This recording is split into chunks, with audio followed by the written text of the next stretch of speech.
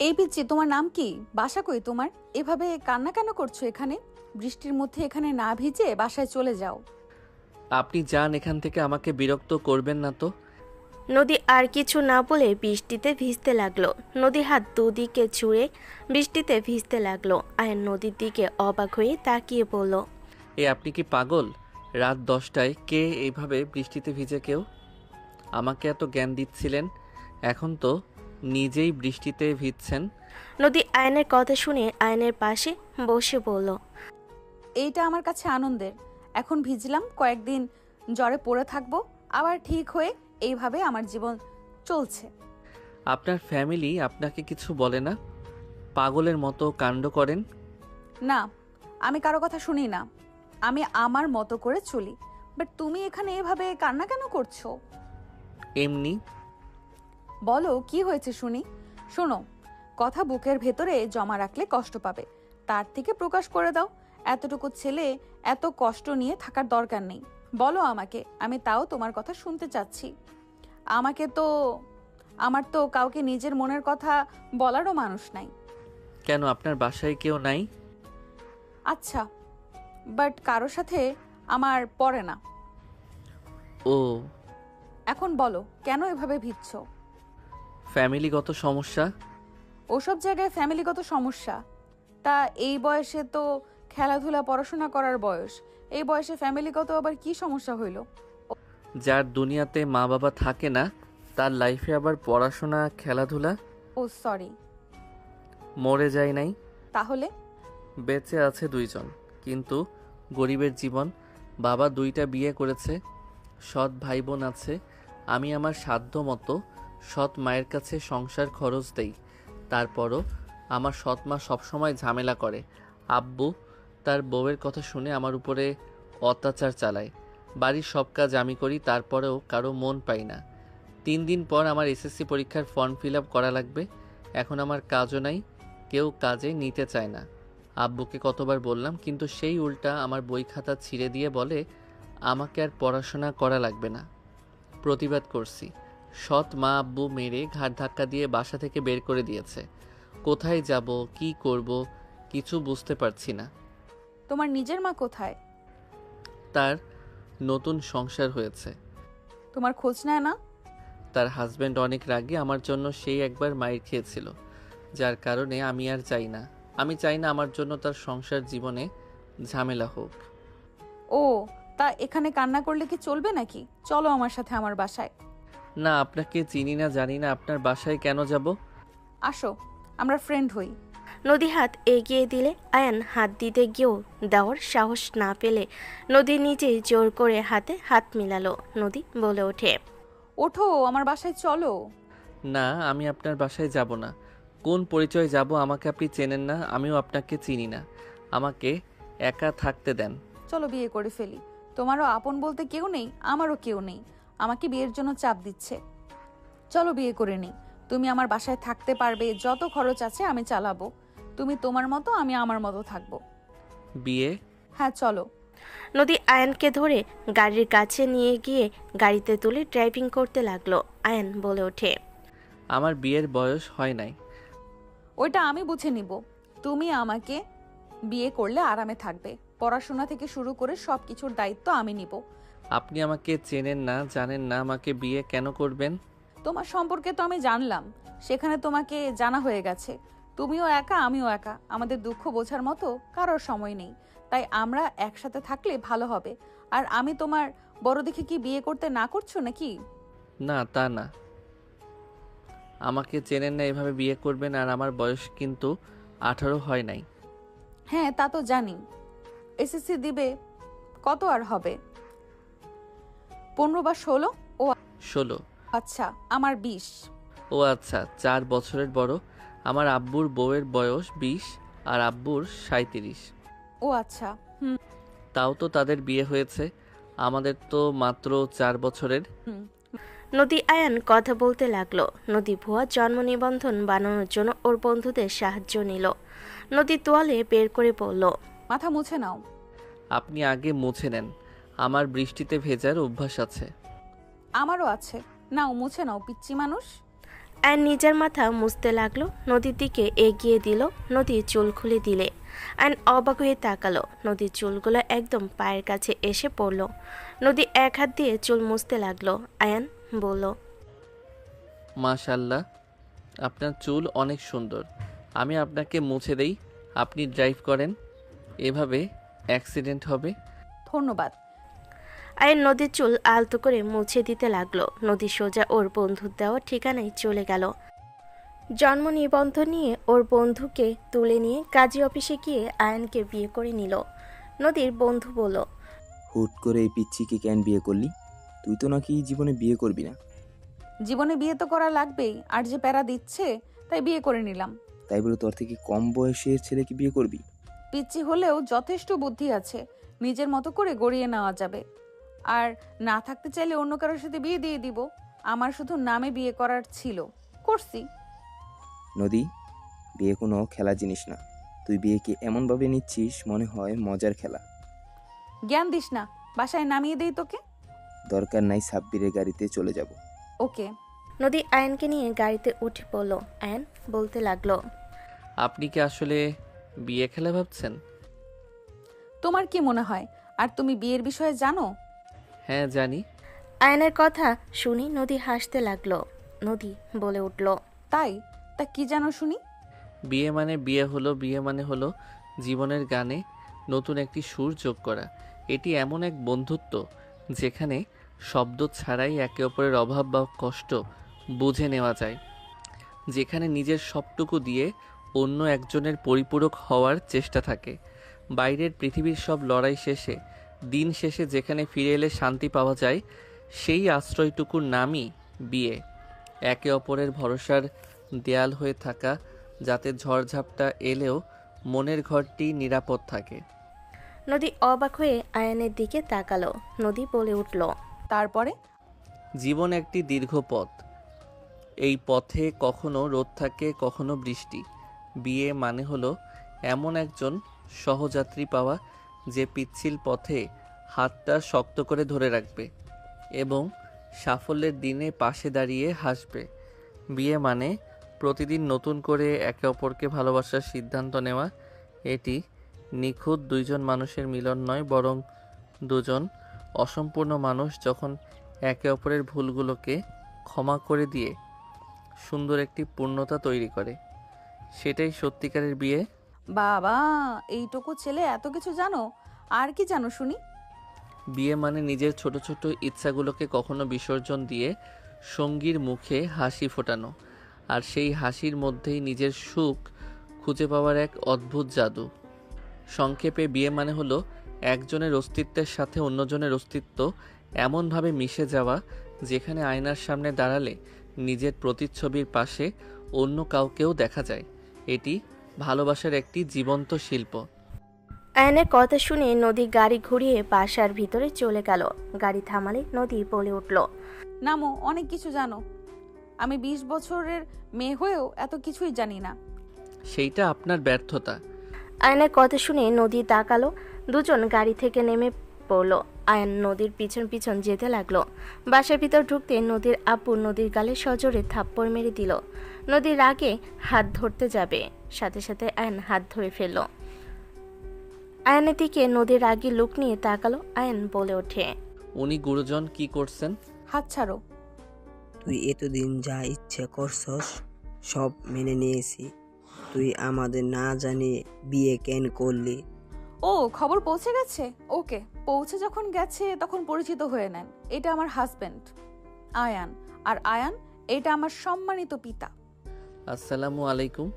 এই ছেলে, এত ছোট ছেলেকে কেন বিয়ে করছস? ওই তো তোর ছোট ভাইয়ের বয়সের হবে। আতিকের 1 বছরের ছোট। নদীর কথা শুনে বসে থাকা সবাই অবাক হয়ে তাকালো। নদীকে আর কেউ কিছু বলবে, সাথে সাথে নদী আয়নের হাত ধরে চলে গেল।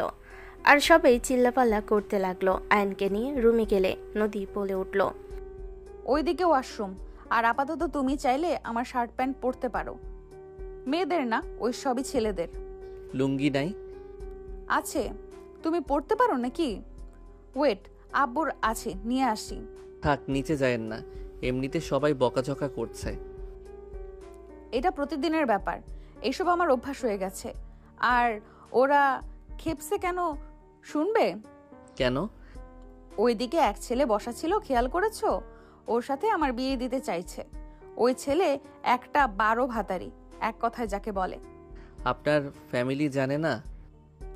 জানলে কি, আমার সৎ মায়ের আদরের ভাতিজা, তাই তার সাথে আমার বিয়ে দিতে উঠে পড়ে লেগেছে। ও আচ্ছা। থাকো, আসি। নদী চলে গেল। আয়ন নদীর ফ্রেমে বাঁধানো ছবিটা দেখতে ফ্রেমটা হাতে নিল। নদী নিচে গেলে ওর আব্বুর রুম থেকে লুঙ্গি নিয়ে চলে গেল। রুমে গেলে সাথে সাথে আয়ন ফ্রেম রেখে বলল, উনি তোমার মা নাকি? হুম, ওনাকে তো দেখলাম না। মারা গেছে। সরি। এই নাও, যাও। আয়ান চলে গেল। আয়ন গোসল করে লুঙ্গি পরে বের হইল। নদী বারবার হাসি দিতে লাগলো। আয়ান বলে উঠল, যান, গোসল করে তাড়াতাড়ি পোশাক চেঞ্জ করে নেন। আর এইগুলো কোথায় মেলে দিব? তুমি কেন ধুতে গেছো? মানুষ আছে, ওরা করে দিত। নিজের কাজ নিজে করতে পছন্দ করি। আপনি যান, গোসল করে নেন গা। আচ্ছা, বারান্দায় মেলে দাও, যাও, আমি গোসল করে আসি। নদী আলমারি থেকে শার্ট প্যান্ট বের করে চলে গেল। আয়ন শার্ট প্যান্ট বারান্দায় মেলে দিয়ে আসলো। নদী গোসল করে বের হইল। আয়ন নদীর দিকে তাকিয়ে থাকলো। নদীকে বলল, আমি কি সাহায্য করব? না, ধন্যবাদের দরকার নেই। নদীর ড্রেসিং টেবিলের সামনে বসে হেয়ার ড্রাই করতে লাগলো। আয়ন নদীর পিছনে দাঁড়ালে নদী বলে উঠল, কিছু বলবে? আমি করে দেই, দেন, দেখি পারি নাকি। নদী না করলেও আয়ন শুনল না। নদী শিখিয়ে দিলে আয়ন সুন্দরভাবে চুলগুলো হেয়ার ড্রাই করতে লাগলো।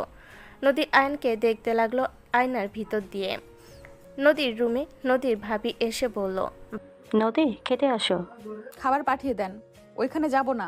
ভাবি চলে গেল। আয়ন হেয়ার ড্রাই করে দিয়ে বলল, আপনার সাহায্য লাগলে আমাকে বলবেন, আমি যেন আপনার চুলের প্রেমে পড়ে যাচ্ছি। আয়নের কথা শুনে নদী ভুরকুচকে তাকালো। আয়ন লজ্জা পেল। নদী বলে উঠল, প্রেমও পড়তে পারো? আমাকে কি আপনার একেবারে নাদান বাচ্চা মনে হয় নাকি? আমার বয়স 16, বড় হয়ে গেছি আপনার থেকে, দেখেন কত বড়। নদী পায়ের পাতা উপরে ভর করে আয়নের থেকে লম্বা হওয়ার চেষ্টা করলে আয়ন হেসে দিল। নদী বলে উঠল, নিচের দিকে হও। আয়ন একটু নিচের দিকে ঝুঁকলে নদী আয়নের গলা ধরে বলে, আমি তোমার থেকে বড়, দেখো। আয়ন নদীর দিকে চোখ গেলে দুজন একে অপরের দিকে তাকালো। আয়ন নদীর ঠোঁটের দিকে যাবে, সাথে সাথেই হাসি দিল। আয়ন সোজা হয়ে দাঁড়িয়ে পড়ল। আপনার ঠান্ডা লেগে গেছে? জ্বরও আসবে, তুমি নাপা খাবে নাকি? না, লাগবে না। কাজের লোক খাবার দিয়ে গেলে নদী বলে ওঠে, খেয়ে নাও। আপনি খাবেন না? খাবো, চলো দুজন একসাথে খাই। দুজন খাবার খেতে বসলো। দুজন খাবার শেষ হলে আয়ন বলে উঠল, আমি তাহলে নিচে ঘুমাই, আপনি উপরে ঘুমিয়ে যান। সমস্যা নেই, একসাথে ঘুমাই, আমরা তো হাজব্যান্ড ওয়াইফ। ওকে। নাপা খেয়ে নাও, আসো। আয়নকে নাপা দিয়ে দিল। দুজন নাপা খেয়ে নিল। আয়ন এক পাশে শুয়ে পড়ল। নদী কোলবালিশ জড়িয়ে ধরে শুয়ে পড়ল। আয়ন নদীর দিকে কিছুক্ষণ তাকিয়ে থেকে ঘুরে শুয়ে পড়ল। সকালে আয়নের ঘুম ভাঙলে দেখে নদী ওর বুকের ওপর শুয়ে আছে। আয়ন নদীর মুখের ওপর থেকে চুলগুলো সরিয়ে দিতে লাগলো। নদী নড়ে উঠলে আয়ন চোখ বন্ধ করে নিল। নদীর চোখ খুলে নিজেকে আয়নের বুকে দেখে লাফ দিয়ে উঠে পড়ল। নদী আয়নের দিকে তাকাতেই নদী জোরে চিৎকার দিল। আয়ন লাফ দিয়ে উঠে বলল, এই এই কি হয়েছে?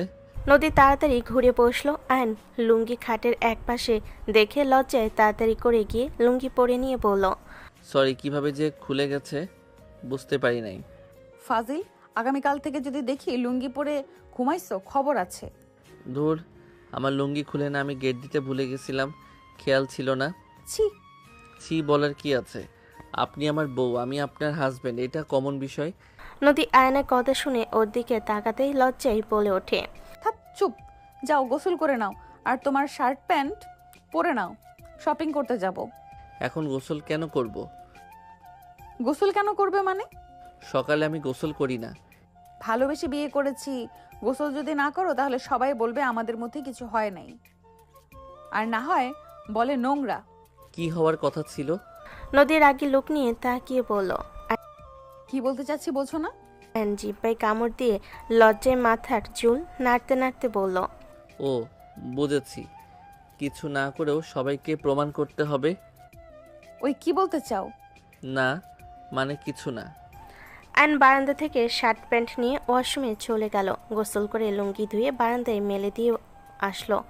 নদী চলে গেল। আয়ন খাটে বসে থেকে ভাবতে লাগলো। কি যে করি, মাথা ব্যথা করছে, জ্বর আসছে নাকি? আয়ন কথাগুলো ভাবছিল। নদী ওয়াশরুম থেকে বের হয়ে আসলো। হেয়ার ড্রাই করে আয়নকে নিয়ে নিচে গেল। আয়ন সিঁড়ি থেকে নামতেই সাথে সাথে একজন বলে উঠল। হ্যাঁ আয়ান, কেমন আছো? এখানে কি তুমি? আয়ন আশিকের সাথে হ্যান্ডশেক করে কোলাকুলি করে আয়ন বলে ওঠে। ভালো আছি, তুমি কেমন আছো?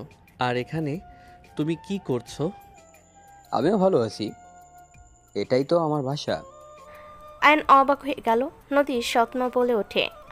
আশিক, তুই ওকে চিনিস নাকি? হ্যাঁ আম্মু, ও আমার ফ্রেন্ড। যাই হোক, তুমি এখানে কেন? সাহায্য লাগবে নাকি বলো? না, কোনো সাহায্য লাগবে না। তুমি তাহলে নদীর ভাই হও? এই, তুমি আমার আপন নাম ধরে বলছো কেন? তুমি তো ভদ্র ছেলে, বেয়াদবি কেন করছো? উনি আমার বড় বোন। ওই আমার হাজবেন্ড, তাই আমার নাম ধরে ডাকছে। আশিক অবাক হয়ে গেল। আশিক বলে ওঠে। হোয়াট? আপু কি বলো? ও কিন্তু আমার ছোট। আমরা একসাথে ফুটবল খেলছি, আমি ওর সম্পর্কে মোটামুটি জানি। বাট তুমি ওকে কিভাবে বিয়ে করলে? আর আয়ান, তুমি বা আমার আপুকে কেন বিয়ে করছো? কি জন্য আবার বিয়ে করবে? লোভে পড়ে নদীকে ফাঁসিয়ে বিয়ে করেছে। না, এমন হতে পারে না আম্মু। এই ছেলেটা অনেক ভালো। আমি যতটুকু জানি, আমরা কতবার ওকে কত কিছু অফার করছি, ওই কখনোই আমাদের থেকে কিচ্ছু নেয়নি। ওই যথেষ্ট ভদ্র একটা ছেলে। আয়ান, আমার আপুকে তুমি কিভাবে চেনো? ওইটা এক অদ্ভুত কাহিনী আশিক। আমি আসলে জানতাম না উনি তোমার বোন। জানলে কখনোই বিয়ে করতাম না। আমি তোমাকে ছোট করার জন্য বা তোমার সাথে রাগ করে এমন কিছু করি নাই। তুমি দয়া করে আমাকে ভুল বুঝো না। আয়নের কথা শুনে আশিক বলে উঠল। আমি বুঝতে পারছি না কিছু। এটাই যদি কেউ জানে, আমাকে নিয়ে সবাই হাসাহাসি করবে। এমনিতেই আমি তোমার সাথে হেরে গেছি, সেটা নিয়ে সবাই অনেক ধরনের কথা বলছিল। আবার এখন যদি শুনে তুমি আমার বোনের জামাই, তাহলে ব্যাপারটা বুঝতেই পারছো। সবাই বলবে আমি রাগ করে জিদ করে তোমার বোনকে বিয়ে করে তোমাকে শালা বানিয়েছি। কিন্তু এইটা সম্পূর্ণ ভুল। আল্লাহর কসম করে বলছি, আমার তোমার উপরে রাগ হয়েছিল। তুমি অনেক ঝামেলা করেছিলে, বাট আমি ওইসব ভুলে গেছিলাম। আমি সত্যিই জানতাম না নদী তোমার বোন। তোমার বোনকে আমি কখনোই অসম্মান করতে পারি না। আয়নের কথা শুনে পেছন থেকে একজন বলে উঠল। কার বোনকে কে অসম্মান করেছে? আয়ন পিছনে তাকাতেই নোভা বুড়কুচকে তাকালো। আয়ন বলে উঠল। আসসালামু আলাইকুম আপু, কেমন আছেন? ওয়ালাইকুম সালাম। আলহামদুলিল্লাহ ভালো। তুমি কেমন আছো? আলহামদুলিল্লাহ ভালো। নোভা কাছে এসে আয়নকে বলল। এখানে তুমি কোনো প্রয়োজনে আছে কি? কার কাছে এসেছো? আপু, ওই নদী আপুর হাজব্যান্ড। আশিকের কথা শুনে নোভা বিষম খেলো। নোভাকে আয়ন পানি এনে দিলে নোভা পানি খেয়ে বলল। হোয়াট? এইসব কি বলছিস ভাই? ঠিক বলছে। তাহলে আয়ানকে বিয়ে করে নিয়ে এসেছিস?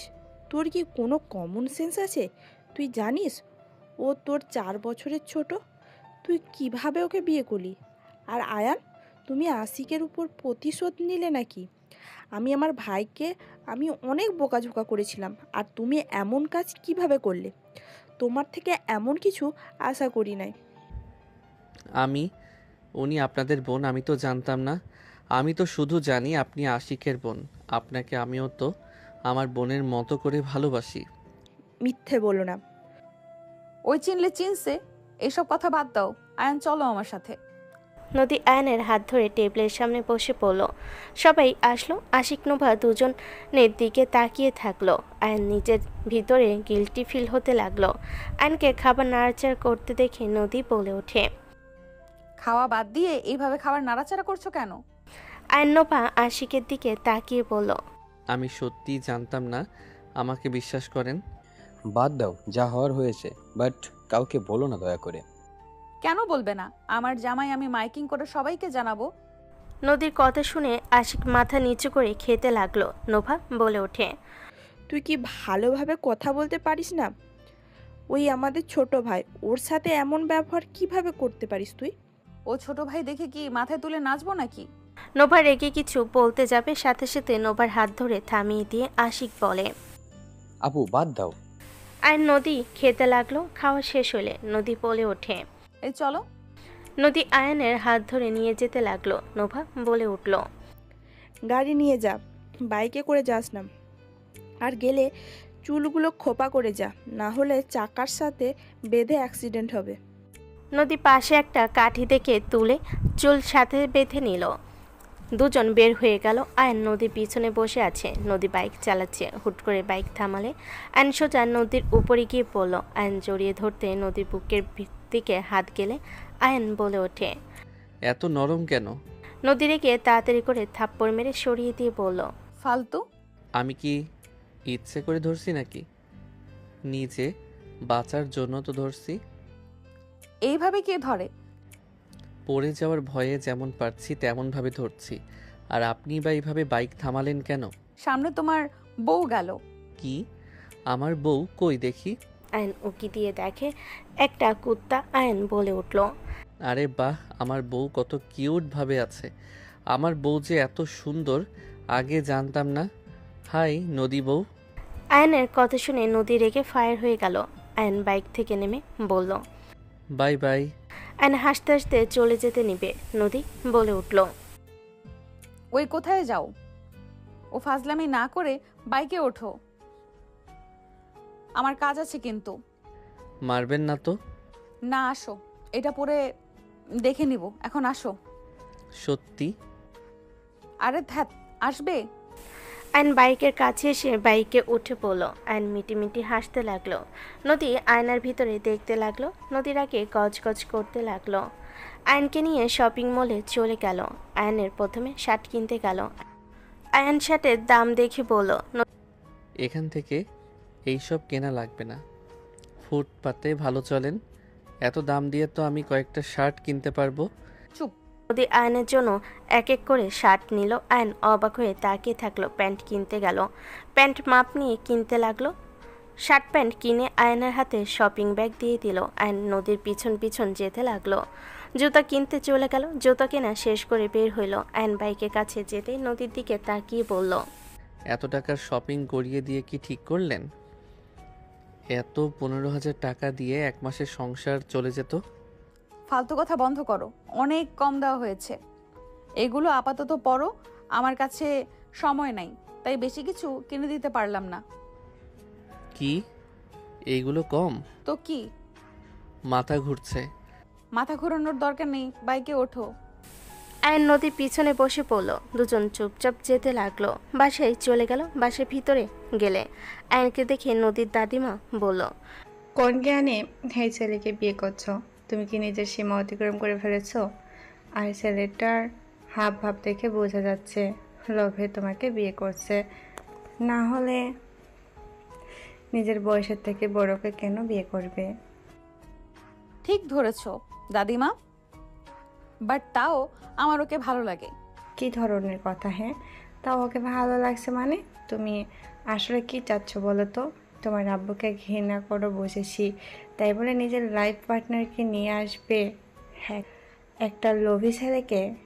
এত সময় নেই কথা বলার, আয়ান চলো। নদী আয়নের হাত ধরে নিয়ে যেতে লাগলো। রুমে নিয়ে গেলে আয়নের হাত ছেড়ে দিল। আয়ন সোফার ওপর সব রেখে বসে বলল।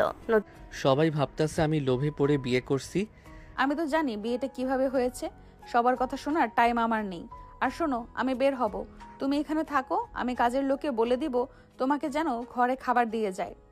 জি, কোথায় যাবেন? আমাকে কোনো কিছু জিজ্ঞেস করবে না। আমার কাউকে কোনো কৈফিয়ত দেওয়ার কোনো ইচ্ছে নেই। আমি বাসায় যেতাম আমার বই আনতে। আর এইগুলো কোথায় রাখবো? ওয়েট, এই 1000 নাও, পরে লাগলে বলো। আর আলমারির সাইডে রেখে দিও। আমি এখন আসছি, বাই। 1000 টাকা দিয়ে বের হয়ে গেল। আয়ন কিছু বলার সুযোগ দিল না। আয়ন টাকাটা নিয়ে পকেটে রেখে বাকি সব কিছু গুছিয়ে রেখে আয়ন গোসল করে নিচে চলে গেল। নিচে নামতে আয়ন দেখে নদীর সৎমা ফ্লোরে বসে গেছে। আয়ন দৌড়ে গিয়ে ধরে বলল। আন্টি আপনি ঠিক আছেন? আমার পাটা গেল রে। নদীর সৎমা কান্না করতে লাগলো পা ধরে। আয়ন পা ধরে জোরে মোচড় দিয়ে জোরে চিৎকার দিলে নদীর দাদির মা তাড়াতাড়ি করে বের হয়ে এসে বলল, এই ছেলে কি করলে বৌমার সাথে? বৌমা তুমি ঠিক আছো? আম্মা আমি মরে গেলাম, এই পোলা আমাকে ছাড়, আমাকে মেরে ফেলবি নাকি? আন্টি আপনি উঠে একটু দাঁড়ান, দেখেন ঠিক হয়ে গেছে। আয়ন নদীর সৎমায়ের হাত ধরে টেনে তুলে সোজা হয়ে দাঁড়াতে বলে ভয়ে ভয়ে পা ফেলে দেখে ঠিক হয়ে গেছে। আয়ন হাত ছেড়ে দিয়ে বলল, আপনি ঠিক আছেন? হ্যাঁ ধন্যবাদ। আয়ন আর কিছু না বলে চলে গেল। দাদিমা নদীর সৎমাকে ধরে সোফায় বসিয়ে দিয়ে বলল, কিভাবে বললে? হুট করে চেয়ারের কানের সাথে লেগে পড়ে গেছি। সারাদিন এত কি ভাবো, সাবধানে কাজ করতে পারো না? দুজন কথা বলতে লাগলো।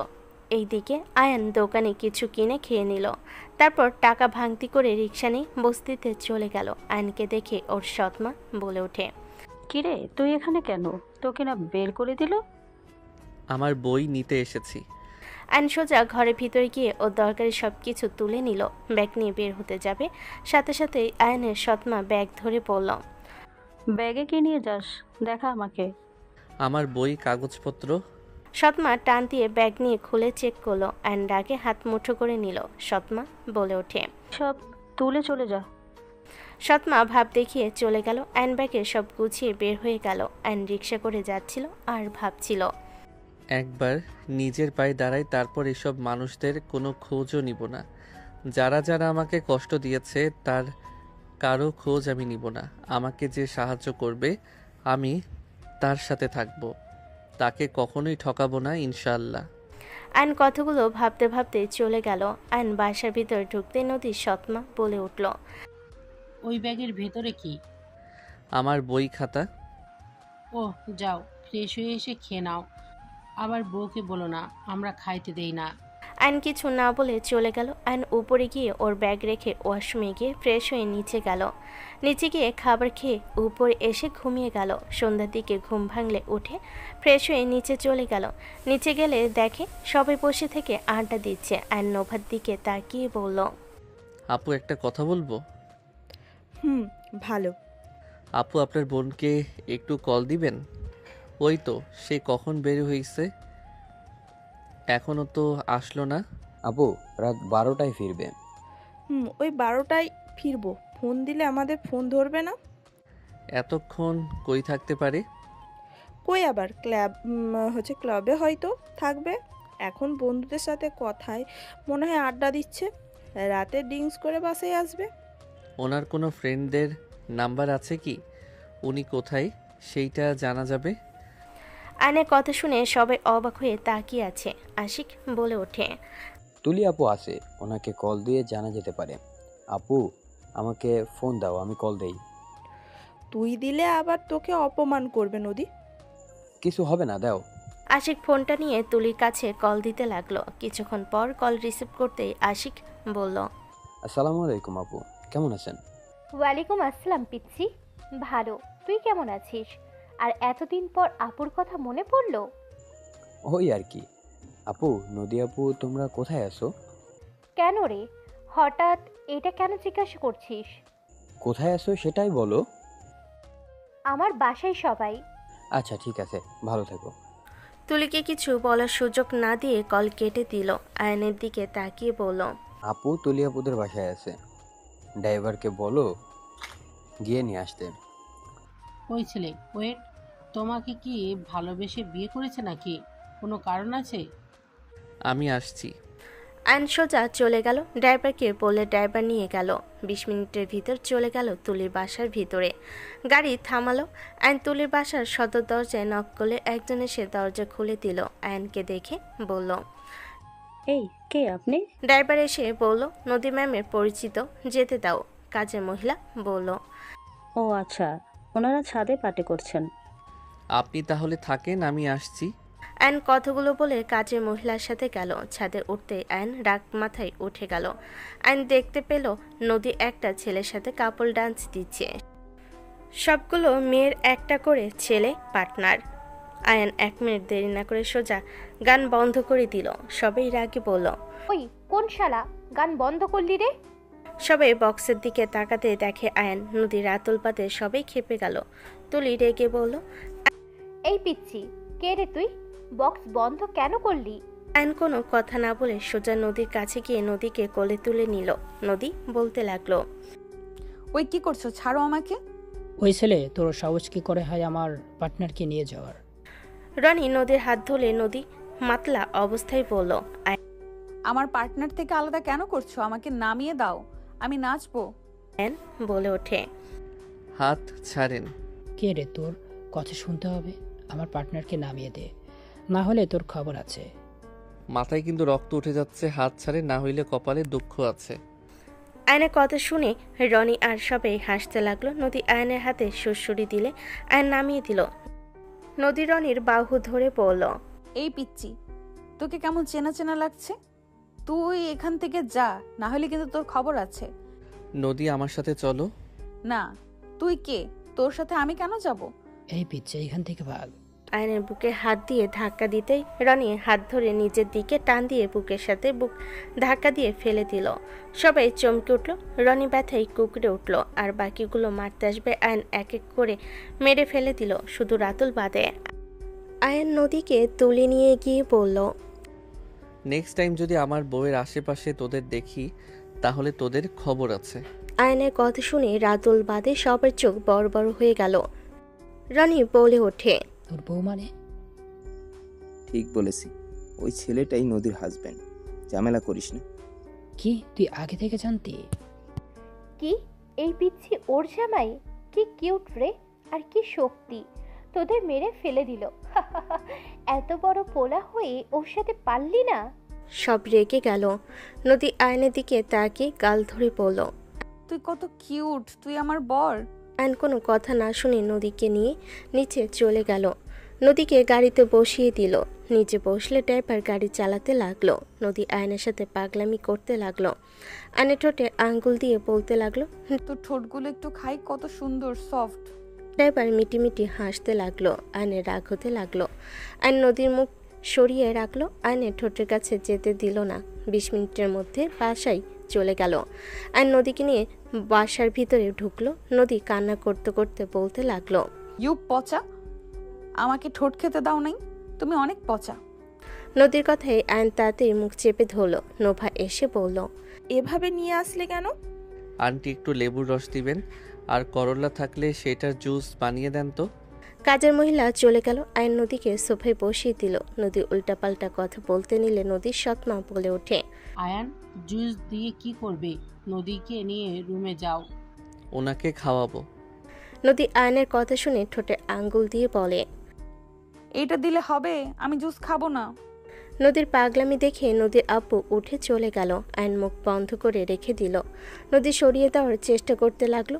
কাজের লোক জুস নিয়ে আসলে আয়ন করলা জুস নিয়ে নদীকে টেনে বেসিনের সামনে নিয়ে গিয়ে জোর করে খাওয়াই দিল। নদী বমি করতে লাগলো। বমি করতে করতে পড়ে যেতে নিলে আয়ন কোলে তুলে নিল। নদীর আগে গলা চেপে ধরে বলে, আমাকে তিতা খাওয়ালি কেন? আমি তোকে মেরে ফেলবো। নোভা নদীর হাত ধরে সরিয়ে দিতে লাগলো। আয়ন বলে ওঠে, আপু, ছাড়েন। ওকে নামিয়ে দাও, না হলে গোলা চেপে মেরে ফেলবো। কিছু করবে না। আয়ান ঘাড় দিয়ে নদীর হাত চেপে ধরে যেতে লাগলো। নদী অন্য হাত দিয়ে মারতে মারতে বলল, আমার হাত ছাড়ো, না হলে মেরে ফেলবো। আয়ন কোনো কথা না শুনে রুমে নিয়ে গিয়ে খাটে ফেলে দিল। নদী রেগে মারতে আসবে, সাথে সাথে আয়ন নদীর হাত ধরে টান দিয়ে নিজের কাছে নিয়ে এসে টোটজোড়া নিজের দখলে নিয়ে নিল। নদীর চোখ বড় বড় হয়ে গেল। নদী আয়নকে টান দিয়ে নিচে ফেলে দিল। আয়ন কিছু বলার আগে নদী আয়নের উপর ঝাঁপিয়ে পড়ল। আয়ন বাধা দিতে চাইলো, পরে ভাবলো, দূর, বাধা কেন দিব? আমার বউ, আমি আদর করব, এইটাই তো স্বাভাবিক। আর নিজের ইচ্ছে আদর খেতে চাচ্ছে, সেখানে না কেন করব? নদীকে ফেলে 2 হাত চেপে ধরে কিস করতে লাগলো। নদী আয়নের শার্ট খুলে ফেলল। আয়নকে কিস করতে লাগলো। আয়ন পাল্টা কিস করতে লাগলো। দুজন একে অপরের মাঝে হারিয়ে যেতে লাগলো। দুজন অনেকক্ষণ একে অপরকে আদর করতে করতে ক্লান্ত হয়ে গেল। আয়নের বুকে নদী মাথা দিয়ে শুয়ে পড়ল। কিছুক্ষণ পর নদী লাফ দিয়ে উঠে আয়নের দিকে নিজের দিকে তাকিয়ে জোরে চিৎকার দিতেই আয়ন মুখ সোজা চেপে ধরে বলল, হচ্ছেটা তা কি? চিকিৎসা কেন দিচ্ছেন? নদী আয়নের হাত ধরে এক ঝটকায় সরিয়ে দিয়ে থাপ্পড় মেরে দিল। আয়ন গালে হাত দিয়ে কান্না কান্না চোখে তাকিয়ে বলল, থাপ্পড় মারলেন কেন? তুই আমার সুযোগ কিভাবে নিতে পারলি? তোকে বলছি আমরা শুধু বিয়ের নামে থাকবো, তোর যা খরচ আমি চালাবো, শুধু হাজব্যান্ড হয়ে থাকবি। সেখানে তুই আমার সাথে কিভাবে করতে পারলি? আয়ন নদীর কথা শুনে থাপ্পড় মেরে দিল। নদীর আগে আয়নের দিকে তাকিয়ে বলল, আমাকে তুই থাপ্পড় মারলি, ফকিনীর বাচ্চা! নদী কথাটা বলে আয়নের চুল ধরে মারতে লাগলো। আয়ন থামানোর চেষ্টা করতে লাগলো। নদীকে ধাক্কা মেরে সরিয়ে দিয়ে আয়ন বলে উঠল, আমি আপনার সাথে এইসব নিজের ইচ্ছে করছি নাকি আপনি আমাকে নিজের কাছে টেনে নিয়েছেন? আপনি মেয়ে মানুষ হয়ে আমাকে টেনে নিবেন আর আমি চুপ করে বসে থাকবো নাকি? কুত্তার বাচ্চা, আমি নেশার ঘুরেছিলাম তাই বলে তুই আমার সুযোগ নিবি? নিয়েছি, বেশ করছি। আমার বউ, আমি 100 বার সুযোগ নিব। বিয়ে কি হিজড়ার মতো বসে থাকার জন্য করছি নাকি? হোয়াট? তুই কি বললি? আয়ন নদীর কথায় কোনো উত্তর না দিয়ে আলমারি থেকে শার্ট প্যান্ট বের করে ওয়াশরুমে চলে গেল। নদী বিছানার চাদরে রক্ত দেখে মাথায় হাত দিয়ে বলল, নদী, কুত্তার বাচ্চা একটা! ওকে বিশ্বাস করা আমার ভুল হয়েছে। বস্তির পোলাপান এসব ছাড়া আর কি জানবে? এইটুকু ছেলে না সব কিছু জানে, ফালতু কোথাকার। আমি ভেবেছিলাম কি, আর বের হয়েছে কি। এর আগে ফুলদানি ছুঁড়ে মারল। আয়ন গোসল করে বের হইলে নদী রেগে বলল, কুত্তা, আমি তোকে খুন করে ফেলবো, তুই এখান থেকে বের হয়ে যা। চলে যাচ্ছি। আপনার মতো মেয়ের সাথে থাকার কোনো ইচ্ছে আমার নাই। যেখানে আমি বিয়ে করলাম অথচ আমার স্পর্শ করার অধিকার নাই, কিন্তু পরপুরুষ ঠিকই তাকে স্পর্শ করতে পারবে। কি বলতে চাচ্ছি? পরপুরুষ স্পর্শ করছে মানে? কি ঢং শুরু করছে! বন্ধুদের সাথে নোংরামি করলো, এটা কিছু না। আর আমি ওর জামাই হয়ে স্পর্শ করছি। আমাকে যা ইচ্ছে তাই বলছে। থাকেন আপনি। আইন রেগে ব্যাগটা কাঁধে নিয়ে চলে গেল। নদী রেগে গালাগালি করতে লাগলো। আইন নিচে গেলে সবাই অবাক হয়ে তাকালো। নোভা বলে ওঠে, আয়ান কোথায় যাও ব্যাগ কাঁধে নিয়ে? চলে যাচ্ছি। চলে যাচ্ছ মানে? আঙ্কেল, আপনার মেয়ে আমাকে বিয়ে করছিল। ওই ছেলেকে বিয়ে করবে না দেখে আপনারা দয়া করে ওনাকে বিয়ে নিয়ে প্যারা দিবেন না। উনি আমার ওয়াইফ। আমি ওনার না বলা পর্যন্ত ওনাকে আমি ডিভোর্স দিব না। তাই যতদিন আমার বউ হয়ে আছে ততদিন আপনি ওনাকে বিয়ে নিয়ে প্যারা দিবেন না। কি, তোমরা রিলেশন করে বিয়ে করো নাই? না, আগামীকাল রাতে আমার ওনার সাথে পরিচয় হয়, আর আগামীকাল বিয়ে করে নেয়। তুমি কোথায় যাচ্ছ? আমি চলে যাচ্ছি। আপনার মেয়ে তার মতো করে থাক। আইন কথাগুলো বলে চলে যেতে নিল। নদী উপরে জামা কাপড় পরে উপর থেকে বলল, চলে যা ফকিন্নির বাচ্চা একটা! তাড়াতাড়ি এই বাড়ি ছাড়, না হইলে আমি তোকে খুন করব। নদীর কথা শুনে সবে অবাক হয়ে গেল। নদী রেখে রুমে চলে গেল। আইন সদর দরজার বাইরে পা রাখবে তখনই নদীর আব্বু বলল, দাঁড়াও। আইন নদীর আব্বুর কথা শুনে পা বাহিরে রাখতে আবার পিছিয়ে নিল। আয়ান পিছনের দিকে ঘুরে তাকালো। নদীর সৎমা বলে ওঠে, চলে যাচ্ছে, যেতে দাও। আবার আটকাচ্ছ কেন? তুমি আমার সাথে আসো। আমাকে বলছেন? হ্যাঁ, আসো আমার সাথে, তারপর মন চাইলে চলে যাও। আব্বু কি বলে একবার শুনে যাও। আইন নোভার কথা শুনে নদীর আব্বুর সাথে চলে গেল। আইনকে নিয়ে ঘরে গেলে আইনকে দরজা লাগিয়ে দিতে বলে। আইন দরজা লাগিয়ে দিয়ে বলল, নদীর মারবেন নাকি আঙ্কেল? আব্বু আইনের কথা শুনে আইনের কাছে আসতে লাগলো। আইন ভয়ে কয়েকবার পিছিয়ে গেল। নদীর আব্বু খুব কাছে আসলে আইন চোখ বন্ধ করে নিল। সাথে সাথে নদীর আব্বু আয়নের হাত ধরে বলল, বাবা, আমার মেয়েকে ছেড়ে চলে যাও না। নদীর আব্বুর কথা শুনে আইন চমকে উঠল। আইন চোখ খুলে দেখে নদীর আব্বুর চোখে পানি টলমল করছে। নদীর আব্বু আয়ানকে বলল, এই প্রথম আমি দেখলাম নদীকে তুমি এভাবে ওর ফ্যানদের থেকে নিয়ে এসেছো। ওকে কেউ আনতে পারে না। আমার মেয়েটা একদম বেপরোয়া হয়ে গেছে।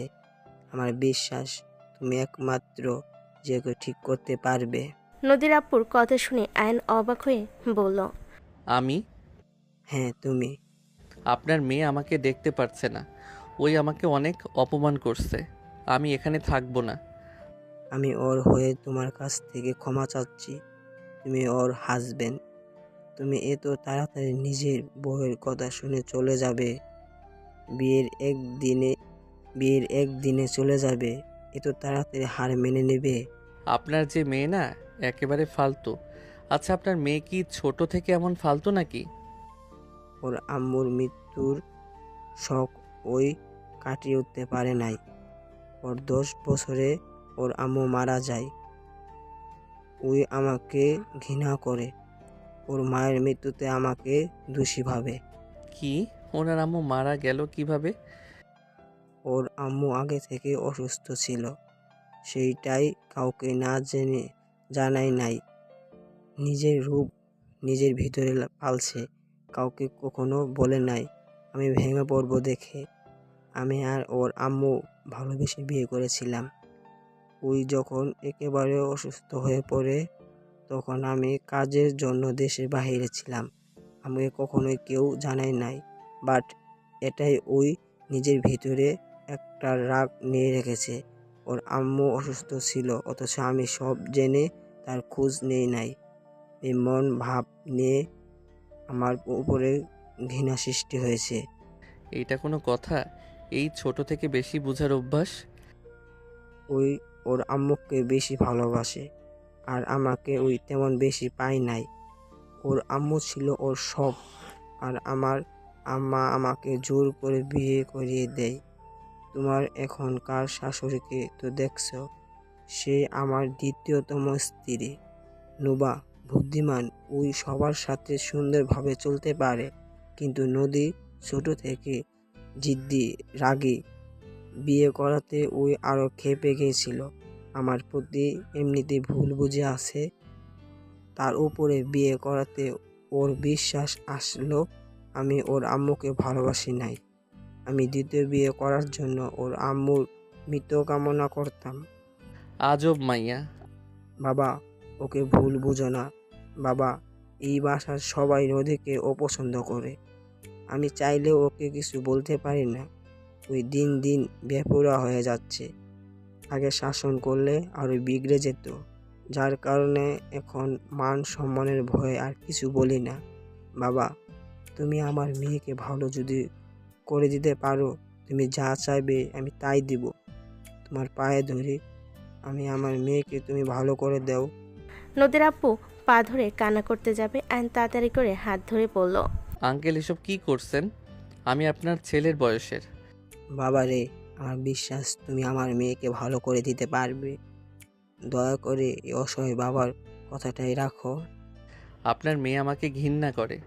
আমি জানি না কেন ঘৃণা করছে, বাট তুমি ওর তো হাসবেন্ড, তুমি চাইলে ওকে ঠিক করতে পারবে। আমার মেয়ের ভালোবাসা অভাব আছে। তুমি যদি ওকে ভালোবাসো, একবার যদি ওকে বুঝতে পারো তুমি ওকে সত্যি ভালোবাসো, তাহলে আমি বিশ্বাস করি ওই তোমার কথা মতো চলবে। নদীর আপু অনেক কিছু বলতে লাগলো। আয়ন সব শুনে আয়ন বলে উঠল, বুঝেছি, কান্না করেন না, আমি চেষ্টা করব ওকে ঠিক করার। আয়ন কথাগুলো বলে ব্যাগ নিয়ে ঘর থেকে বের হইল। আয়নকে দেখে নদীর সৎ মা বলল, কি ব্যাপার, চলে যাওয়া বাদ দিয়ে ওই দিকে কেন যাচ্ছ? কোথায় যাব? আমার শ্বশুর বাড়িতে আমি কেন যাব? ঘর জামাই আমি, সো যাওয়ার কোনো প্রশ্ন আসে না। আয়ন শীষ বাজাতে বাজাতে যেতে লাগলো। সবাই ভ্যাপাচাকা খেয়ে তাকিয়ে থাকলো। নোভা ওর আম্মুর দিকে তাকালো। ওর আব্বুর মুখে হাসি দেখে নোভা বুঝে গেল। আয়ন রুমে ঢুকতে নদী ওকে দেখে রেগে পড়ল। কিরে, তুই এখানে কেন? আয়ন ব্যাগ রেখে খাটে শুয়ে পড়ল। ঘুম পাচ্ছে। এইখান থেকে যাওয়া বাদ দিয়ে ফিরে কেন আসলি? কোথায় যাব? এই বাসা থেকে চলে যা। এইটা আমার শ্বশুর বাড়ি, আর এই খাট এই ঘর আমার বউয়ের, সো আমার সব কিছুতে অধিকার আছে। তাই আমি কোথাও যাচ্ছি না, এখানে থাকবো। এই শুনো, সকালে টাকা দিও, ফর্ম ফিল আপ করবো। দিব না। তুই এখান থেকে যাবি নাকি মাইর খাবি? কোনোটাই না। Good night. আয়ন চোখ বন্ধ করে নিল। নদী হেয়ার ড্রাই রেখে আয়নের কাছে গিয়ে টান মারতে যাবে। আয়ন সাথে সাথে টান দিয়ে নিজের উপরে ফেলে দিয়ে চুলগুলো মুখের উপর থেকে সরিয়ে ঠোঁটে আলতো কিস করলে নদী রেগে মারতে যাবে। সাথে সাথে আয়ন নদীর হাত ধরে নিচে ফেলে। হাসি মুখে কপালে চুমু দিয়ে বলল, বউ, এত রাগ করতে হয় না। তুমি এখানে নিজের ইচ্ছেই নিয়ে এসেছো। এখন গেলে আমি আমার ইচ্ছেতে যাব। তাই তুমি যত চেষ্টা করো, আমি এখান থেকে কোথাও যাচ্ছি না। আমি তোমার হাজবেন্ড, যেহেতু আমি তোমাকে স্পর্শ করবই। আমি অনুমতি না দিলে তুই স্পর্শ করতে পারলে তুই কুত্তা জানোয়ার। তুমি জানোয়ার, কুত্তার বউ, সরো ঘুমাবো, আর টাকা দিয়েও ফর্ম ফিল আপ করবো। আয়ান নদীকে সরিয়ে দিয়ে ঘুরে শুয়ে পড়ল। নদীর আগে গজগজ করতে লাগলো। আয়ান ঘুমিয়ে গেল। সকালে ঘুম ভাঙলে দেখে আজান দিচ্ছে। আয়ন উঠে পাশে তাকাতে দেখে নদী ঘুমাচ্ছে। আয়ন উঠে ওয়াশরুমে চলে গেল। ফ্রেশ হয়ে অজু করে বাহিরে আসলো। নদীর দিকে তাকাতেই মুচকি হাসি দিয়ে চলে গেল। আয়ন বাসা থেকে বের হয়ে মসজিদে চলে গেল। আয়ন মসজিদে গিয়ে নামাজ পড়ে ওইখান থেকে অনেকক্ষণ বসে থাকলো। তারপর মসজিদ থেকে বের হয়ে বাসায় আসলো। আয়নকে দেখে আশিক বলে ওঠে, আয়ান, বিকালে খেলা খেলতে যাবে? আমার পরীক্ষার সামনে, তাই পড়তে হবে। ও আচ্ছা, তুমি তো এসএসসি পরীক্ষা দিবে। হুম। তোমার বউ কিন্তু ভালো স্টুডেন্ট, ওকে বলো তো পড়ো, ওই ভালো পড়াতে পারবে। নদী নিচে নামতে নামতে বলল, ফকিনীর বাচ্চাদের প্রশ্রয় দিস না আপু। কোথায় বের হচ্ছ নাকি? তোকে বলবো নাকি? আমি তোমার হাজবেন্ড, আমার অধিকার আছে শোনার। তোর অধিকার তোর কাছে রাখ, আমার উপরে খাটাতে আসিস না, হাত পা গুঁড়ো করে দেব। কাকে দিয়ে? তুই করবে নাকি তোমার নেশাখোরদের বলবে? আয়ান, ভাষা ঠিক কর। শোনো, আমার ফর্ম ফিল আপ করা লাগবে, আমাকে নিয়ে গিয়ে ফর্ম ফিল আপ করে দিবে। টাকা দেওয়া আছে, নিয়ে গিয়ে করগা। আমি একা যেতে পারবো না, মানুষ লাগবে। তুমি আমার সাথে যাবে আমার অভিভাবক হয়ে। তোর মতো বালপাকনা পোলার সাথে আবার অভিভাবক লাগে নাকি? আমার ভাই তোর বড় হয়েও তোর থেকে 1000 গুণ ভালো, তোর মতো বালপাকনা না। নদী কথা শুনে আশিক নোভা সবাই অবাক হয়ে তাকালো। নদী কথাগুলো বলে বের হয়ে গেল। আয়ন কিছু বলল না। আশিক খুশি হয়ে বলল, মেজো আপু আমাকে ভাই বলল, আমার প্রশংসা করলো। আম্মু শুনছো? আমি বললাম না, আপু আমার সাথে যত খারাপ ব্যবহারই করুক না কেন আমাকে খুব ভালোবাসে। ঠিক আশিক, তুই ভুল বলিস নাই, আসলে আমরা ওকে চিনতে ভুল করেছি। আমি মানুষ দেখলে বুঝতে পারি। আয়ান, তুমি কষ্ট পাও না? আপু রেগে আছে, গতকাল ওইভাবে নিয়ে এসেছো। ওর কথা ধরে কে? থাকো, বের হব। খাবার খেয়ে যাও, গতকাল রাতেও তো খেলে না। আন্টি ক্ষুধাও লাগছে। আয়ান রুমে চলে গেল। সিঁড়ি বয়ে আয়ান রুমে গিয়ে দেখে খাটের উপরে টাকা। আয়ন টাকা হাতে নিয়ে দেখে 10,000 টাকা দিয়ে রাখছে। আয়ান ভাবতে লাগলো, 10,000 টাকা কার আবার ফর্ম ফিল আপ টাকা লাগে? আয়ন কথাগুলো বলে ওয়াশরুমে গিয়ে ফ্রেশ হয়ে নিল। রেডি হয়ে নিচে গেল। নিচে গিয়ে সবার সাথে খেয়ে আয়ান বের হয়ে গেল। আয়ন স্কুলে গিয়ে স্যারের সাথে কথা বলে সব বকিয়া সাথে স্কুলের ফর্ম ফিল আপ করে নিল। আয়ন স্যারের সাথে কথা বলে বের হইল স্কুল থেকে। আয়ন রাস্তা দিয়ে হেঁটে যাচ্ছিল।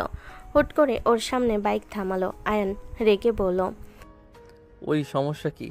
আর একটু হইলে অ্যাক্সিডেন্ট হয়ে যেত। আয়ন কথাটা বলে মারতে যাবে, দেখে 5টা বাইক। হেলমেট খুলতে দেখে তুলি। আয়ন বলে উঠল, ও, আপনারা তাহলে আর একটু হইলে ঘুষি খেতেন। বাহ, পিচ্ছে দুলাভাই তো দেখি অনেক পাওয়ার। এইভাবে নিচের দিকে তাকিয়ে হাঁটছিস কেন? সামনে চোখে দেখোস না? পাশের বাইকে নদী হেলমেট খুললো। আয়ন কিছু বলতে যাবে, সাথে সাথে পিছন থেকে কয়েকজন এসে আয়নের কাঁধে হাত থেকে 2টা মেয়ে গাল টেনে বলল, বাবু, শুনলাম তোমাকে বাসা থেকে বের করে দিয়েছে। শোনো, এখন তো আরও ফর্ম ফিল আপের স্কুলে আরও বকেয়ে দিতে পারবা না। এক কাজ করো, এখনো সময় আছে, আমাদের দুইজনের বয়ফ্রেন্ড হয়ে যাও, আমরা তোমাকে টাকা দিব। 2টা মেয়ের কথা শুনে সবার চোখ বড় বড় হয়ে গেল। আয়নকে কিস করতে যাবে, সাথে সাথে আয়ন 2টা সামনে নিয়ে এসে থাপ্পড় দিয়ে বলল, আমি বিবাহিত, আমার বউ তোদের থেকে 10 গুণ সুন্দরী, দূরে থাক পেতনির দল। আয়নের কথা শুনে নদী একটু লজ্জা পেল। মেয়ে 2টা রেগে আয়নের কলার ধরে টান দিয়ে দেওয়ালের সাথে ঠেকিয়ে কিস করতে যাবে। নদী বলে উঠল, ওই মেয়েরা, কি হচ্ছে এসব? নদীর ধমকে সুর শুনে দুজন পিছনে তাকিয়ে বলল, এই, আপনারা এখান থেকে যান, আমাদের ব্যাপারে নাক গলাতে আসবেন না। গান জি পোলাপান, আমরা আমাদের সাথে লাগতেইছেন না। ধাক্কা দিয়ে সরিয়ে দিয়ে 2 মেয়ের বিনুনি ধরে বেঁধে দিয়ে ঠাস ঠাস করে থাপ্পড় মারল। দুজন পড়ে গেল, চুলে টান লাগে, দুজন কান্না করতে লাগলো। আয়ান বলল, পেতনির দলগুলো আমার মূল্যবান ঠোঁট খেতে আসছে, যত সব ফালতু মেয়ে। আয়ান, কি অবস্থা? এই পেতনি দুটো আবার তোকে জ্বালাচ্ছে নাকি?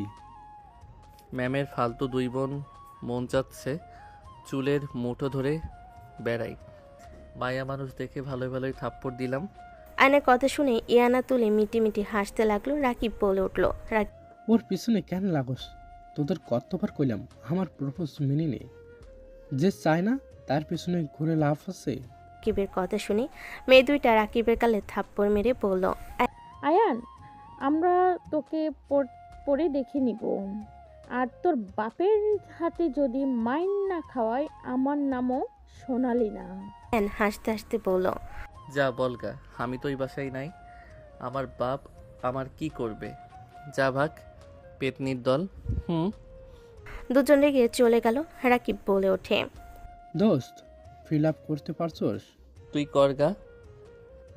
টাকা কোথায় পেলি? তোর তো সব মিলে 5,000 টাকা হয়েছে। আয়ন পকেট থেকে টাকা বের করে নদীর কাছে গিয়ে বলল, সব 6,000 এখানে, 4,000 টাকা লাগছে। তোমাকে দিয়েছি, রাখো। এই টাকা দরকার নাই, পরে লাগলে দিয়েন। খরচ নাই নাকি যে এই টাকা ফেরত দিতে হবে? 1,000 গতকাল দিয়েছিলে, 50 টাকা খরচ করছি, এখনো 950 টাকা আছে, তাই দরকার নাই। এই টাকা দিয়ে পরীক্ষার ভিতরে ভাড়া সব হয়ে যাবে। অবাক হয়ে তাকালো। নদী বলে ওঠে, তোমার না 5,000 টাকা হয়েছে, 6,000 কেমনে কি? স্যারের থেকে 1,000 কমিয়ে নিয়েছি। তাহলে তো 1,000 তুমি কামিয়েছো, তো এই টাকা তো তোমার। দূর, এত কথা বলার মুড নাই। আর সব মিলে কই যান? আজকে যদি আমার বউকে কেউ নেশা করানোর চেষ্টা করেছেন, গতকাল রাতে নেশাখোর ছিলেন দেখে তেমন একটা মারি নাই, এইবার মেরে হাড্ডি ভেঙে ফেলবো। আয়নের কথা শুনে সবাই ভুরু কুচকে তাকালো। রাকিব এসে বলল, তোর বউ মানে? এইটা তোর ভাবি, দেখা হইলে সালাম দিবি। ওয়ালাইকুম আসসালাম ভাবি।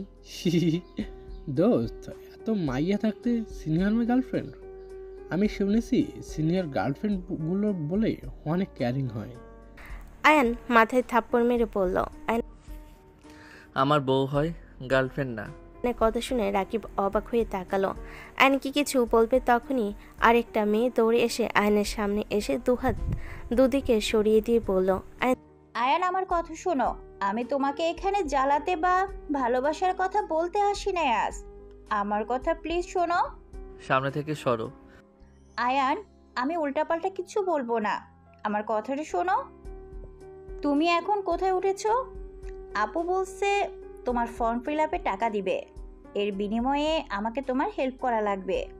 দূরে থাক, অভাবের সময় স্বভাব নষ্ট করার ধান্দা। আমার আর কারো সাহায্য লাগবে না। যখন চেয়েছি খারাপ অফার দিয়েছিলি, ফ্রেন্ডের মতো থাক। আমার আর দরকার নাই। সামনে থেকে সর, মাথা গরম করিস না। তুলির হাত ধরে তমাকে সরিয়েতে একটা রিক্সা থামিয়ে উঠে চলে গেল। তমা বলতে লাগলো, আয়ান, আমার কথাটা শোনো। তোকে খাওয়া থাকা ফ্রি দিব। তুই আমাকে পড়ালে মাসে বেতন দেওয়া হবে। এত সুন্দর সুযোগ কোথাও পাবি না। আয়ান ভাই, আই লাভ ইউ। তোমার কথা শুনে রাকিব নদীর দিকে তাকিয়ে দাঁত কেলিয়ে হাসি দিয়ে বলল, ভাবি আপনি জান গা, এই মেয়ের মাথায় সমস্যা আছে। এই রাতুল, এই ছেলেকে বাইকে তুলে তো। ভাবি আমি কিছু করি নাই। ভাবি আমার উপরে রাগ করে আছেন নাকি? ওঠো, ভয় পাওয়ার কিছু নেই। তোমাকে কিছু করব না, শুধু কিছু প্রশ্ন আছে। আমাদের সাথে চলো, পিৎজা খাওয়াবো। সত্যি? রাকিব রাতুলের বাইকে উঠে পড়ল। তমা কিছু বলার আগে সবাই চলে গেল। রাকিব বলে ওঠে, ভাবি উল্টাপাল্টা কোনো ইচ্ছে যদি করে থাকেন লাভ নেই। আমাকে মারলে আমি যদি বলে দেয় আয়ান আপনার বন্ধুদের হাত পা ভেঙে দিবে, ওকে ছোট ভাবলে ভুল হবে। ওই মায়ের ফিটের এক্সপার্ট, এই এলাকার ডন আছে, ওদের লোকেদের মেরেছিল। আশা করি ওর সাহস নিয়ে আর কোনো প্রশ্ন থাকবে না, তাই সাবধান। কি এখানকার ডন লোকদের সাথেও ঝামেলা করছে? এই ছেলে তো ভয়ঙ্কর রে। আমি তো বাচ্চা ভেবেছিলাম, আজ যা দেখলাম। আর এই সব ছোট ছোট বাচ্চা কি পাকনা রে ভাই? কি বললাম, একদম বাল পাকনা। আমি তো বিশ্বাস করতে পারছি না। এই বয়সে একটু একটু প্রেম বুঝতাম, বাট এরা তো বড়দেরও হার মানাবে। আমরা যে ওইখানে, তারপর লজ্জা নেই। কিভাবে দেওয়ালের সাথে লিপ কিস দিতে নিচ্ছিল। এই জন্যই তো পাকনা ওইটা। এইটাও তো কম ব্যাপার, এটাতে এত অবাক হওয়ার কি আছে? আমাকে এখন বিয়ে করালে আমি 100 বাচ্চার বাপ হব। রাতুলের কথা শুনে সবাই অবাক হয়ে তাকালো। রাতুল দাঁতে দাঁত চেপে হাসি দিল। 5 জন বাইক থামালে সবাই নেমে পড়লো। রেস্তোরাঁর ভিতরে গিয়ে মেনু কার্ড দিয়ে পড়লো।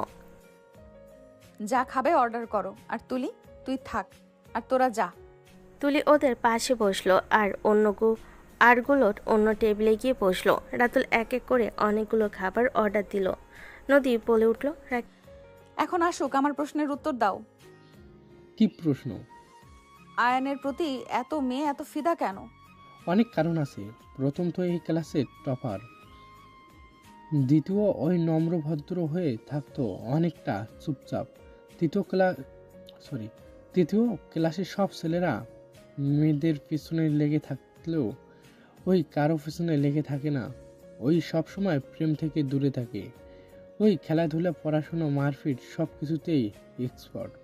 প্রথমে যে 2টা মেয়েকে দেখলেন, ওর আম্মুকে আর বোনকে বাঁচিয়েছিল। ওরা চাচাতো বোন, বেস্ট ফ্রেন্ড। ওরা দুজন যা চয়েস করে এক জিনিস করে। তাই বলে বয়ফ্রেন্ডও? কমন ব্যাপার, বাট একটাই জিনিস বুঝলাম না, আপনার সাথে ওর বিয়ে কেমনে হলো? ওর তো বয়স 16, ওই কেমনে বিয়ে করলো? আমাকে বললে আমিও করব। কানের নিচে দিব। আর একটা কথা, মিথ্যা কথা বলবে না। শুধু কি এইসবের জন্যই আয়ানকে সবাই পছন্দ করে? আর আয়ানের কি সত্যিই গার্লফ্রেন্ড নেই? না না, কোনো গার্লফ্রেন্ড, ওর লাইফটা এত সহজ না। ওই পড়াশোনা করে নিজের পায়ে দাঁড়াতেই চাই।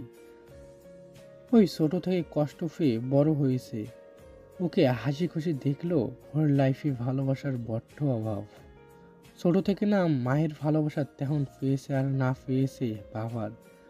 ওই অবহেলিত সব সময় সবাই ওকে শুধু আঘাত করে, তারপর নিজের ইচ্ছে পূরণ করার জন্য উঠে পড়ে লেগেছে। ভাবি, আপনি ওকে ভালোবাসলে ওই আপনার জন্য জীবনও দিতে দ্বিধাবোধ করবে না। আমি ওর বেস্ট ফ্রেন্ডের জন্য ওর প্রশংসা করছি না। আপনি চাইলে বস্তিতে গিয়ে জানতে পারেন, আমি যা বলছি তারাও বলবে। বুঝলাম, আবার চলে এসেছে। কি খুশি হয়ে খেতে লাগলো। আর নদী নানা ধরনের প্রশ্নের উত্তর দিতে লাগলো। ওদিকে আয়ন বাসায় গিয়ে পড়তে লাগলো। বিকালের দিকে নদী বাসায় আসলো। আয়ন নদীকে দেখে বলল, এত তাড়াতাড়ি বাসায়? রেডি হয়ে নে, আমরা এই বাসায় থাকবো না। তো কোন বাসায় থাকবেন? বাগান বাড়িতে থাকবো। ওইখানকার পরিবেশ অনেক সুন্দর।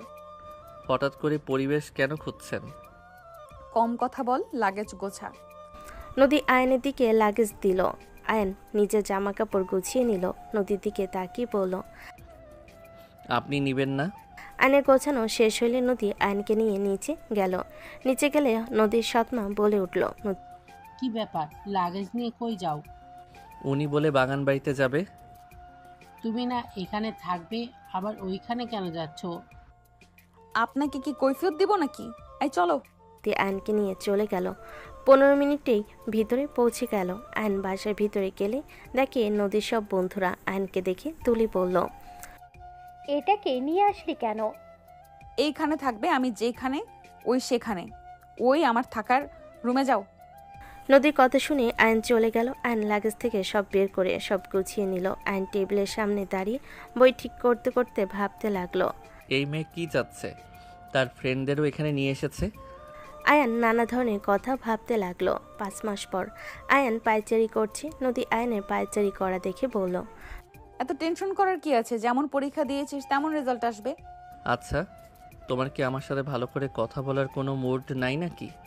যদি না থাকে কথা বলো না। তোমার সাথে প্রতিদিন ঝগড়া ঝামেলা আমার ভালো লাগছে না। দয়া করে চুপ থাকবে। নদী রেগে সজোরে থাপ্পড় মারল। ওর বান্ধবীরা চমকে উঠে বলল, দোস্ত, আজকে এমনিতেই ওই টেনশনে আছে, তুই হুদাই থাপ্পড় মারলি কেন? চুপ কর, তুই একটু বেশি প্রশ্রয় ওকে দিচ্ছিস। বেশি কথা বলবি না। আয়ান গালে হাত দিয়ে বারান্দায় চলে গেল। আয়নের চোখ দিয়ে পানি গড়িয়ে পড়তে লাগলো। আয়ান ভাবতে লাগলো, আম্মু, তুমি আমাকে জন্ম কেন দিয়েছিলে? যদি আমাকে নিজের কাছে নাই রাখবে, তুমি আব্বু আমাকে দুনিয়াতে কেন নিয়ে এসেছিলে? আমার কি অপরাধ ছিল সবসময় কেন সবার অবহেলা অপমান আমাকে সহ্য করতে হবে? সবাই শুধু আমাকে লাথি গুড়ি দিতে পারে। আমাকে কি ভালোবাসা যায় না? যত ভালোবাসা নিজের স্বার্থের উপরে। আয়ন কথাগুলো ভেবে গ্রিলে মাথা ঠেকিয়ে বাহিরের দিকে তাকিয়ে চোখের পানি ছাড়তে লাগলো আর ভাবতে লাগলো, আজ যদি আম্মু তুমি আমার পাশে থাকতে তাহলে আমাকে এত কষ্ট পেতে হইতো না। সবার মায়েরা সন্তানদের সাথে ব্যস্ত হয়ে আছে রেজাল্টের আশায়, আর আমার বেলায় কেউ নেই। আয়ন কথাগুলো ভাবতে ভাবতে টুকরে উঠল। তুলি আয়নের কাঁধে হাত রাখতেই আয়ন তাড়াতাড়ি করে চোখের পানি মুছে নিল। তুলি বলে ওঠে, কান্না থামাও, মিষ্টি খাওয়াও। তোমার স্কুলে ফার্স্ট হয়েছো, গোল্ডেন A+ পেয়েছো। কি সত্যি আপু? হ্যাঁ, এই দেখো। আয়ন মুখ দেখে কোনো হাসি আসলো না। আয়ন তুলিকে ফোনটা দিয়ে দিল। তুলি বলে ওঠে, কি ব্যাপার, তুমি খুশি না? না। কি বলো? তোমার শিক্ষকরা নদীকে কল দিয়ে তোমাকে জানাতে বলেছে তোমাদের শিক্ষকরা খুশি, আর তুমি কি না খুশি না? তুলির কথা শুনে আয়ন মুখে হাসি রেখা টেনে বলল, এই খুশি দিয়ে কি হবে? আজ তো যাদের খুশি হওয়ার কথা ছিল তারা কেউ আমার পাশে নাই। প্রতিবার ফার্স্ট হয় ক্লাসে, কিন্তু সেইটা দেখানোর মতো কেউ নাই আপু। আয়ন কথাগুলো বলে চলে গেল। আয়নের চোখে পানি টলমলো করলো। নদী চুপ হয়ে গেল। তুলি আয়নের পিছন পিছন গেল। আয়নকে নদী বাদে সবাই কনগ্রেস জানাতে লাগলো। আয়ন কিছু না বলে ওয়াশরুমে চলে গেল।